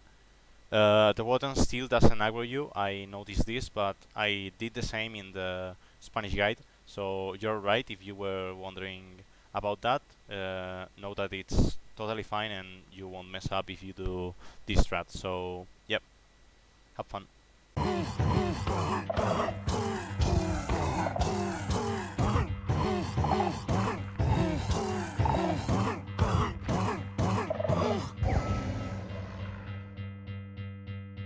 Okay, warden has died. Now we can go over here, break this. And as you will see, a Skulk sensor should be down here, well, a Skulk catalyst, sorry. And this should be it. Warden has died, and this should be the end of the guide. Oh, I forgot two things that I'm gonna cover up real quick. One is the properties of the boat, and the other one is gonna be how to find treasures without using a map. That are more for, well, the boat is pretty important, but the treasure thing is more for speedrun, but it's just 5 minutes each, so let's dive into it. Let's quickly cover up the things you can do with a boat. The first thing is take 0 fall damage. This doesn't work all the times, so there are times where you will actually take some damage. It's kind of RNG. It's because of some math, weird nerdy stuff, so I'm not gonna go into it. But it's related to the floating point operations. Then you can also get mobs inside. That's something I showed with the withers. That's super useful. When you're getting chased down by any enemy that may, well, that can get inside of a boat, you just pop it like this, and you're safe automatically. Next thing is obviously being able to navigate water faster. This is slower than a dolphin and faster than Death Strider 3, I think. I'm not sure about this. You will have to test it, but you go really fast. And you can also see down pretty easily. You don't have to worry about oxygen and all this stuff, and you can see the inner part of the ocean, the river, wherever you're at. I think that's it. What was there another property of the boats? Well, as you can see, I can put a boat. They've hit each other, so they should start killing each other. That's nice. I will use this to tell you that mobs can hurt each other, and if they are not hurt by you, they will start killing each other, and they will just die. I think creepers don't work this way. Creepers work on a different way, but you get the idea. And yeah, that's it for this small data part. And let's go now with how to find chests pretty easily. The first thing we're gonna do is put our settings down to entity distance 50, render distance down to 5. And we're gonna do just like the stronghold, where we press Shift F3, game render level entities. And just like that, we're gonna try and find the chest. The thing we're gonna do is, first of all, put our chunk borders. We will activate chunk borders. I'm gonna toss this out. And we're gonna, well, the FOB, we don't actually care about the FOB because we're so low that we don't really care about it. But we're gonna start circling. Oh man, this is kind of messed up because there are some other structures down. This is not gonna be, well, this can, could it be good as an example? Well, as you can see, the graphic, well, the orange part of the graphic gets larger when I go into those chunks. When I move into that chunk over here, the one that intersects this line, that should be over there. That has some block entity, and I think this is not the one I searched for, but the chest spawn always on the 9-9 coordinate, as we said earlier, or I think I said earlier. I hope I said earlier. So if we mine down, you can see there's no chest, but there should be one around here somewhere. Okay, as you can see, this changed. You can try this with, well, from different angles and all that stuff. It changed when I got into one of these two, so it's gonna be on one of these two. 9. Here it is. You can do this just as soon as you spawn, and sometimes it will be things like, well, here it is an example where we got Butter and G because there's a dungeon here with two chests, so that chunk has the information of the chests and that stuff. And we also have a mineshaft which has spider spawners, well, cave spider spawners. This would be a bad example, but since we found it and we also have the other things, I consider it a good example. As you can see, the graphic just went a little bit crazy when well, it's usually not this big in orange. Like, you're not gonna get such a big thing. Can I please stop showing? So you can see it's like 3/4. It's usually not gonna be like that. And yeah, that's it for the guide. I hope you enjoyed. I hope you, well, I hope you have good luck with your runs, and that's it. Enjoy.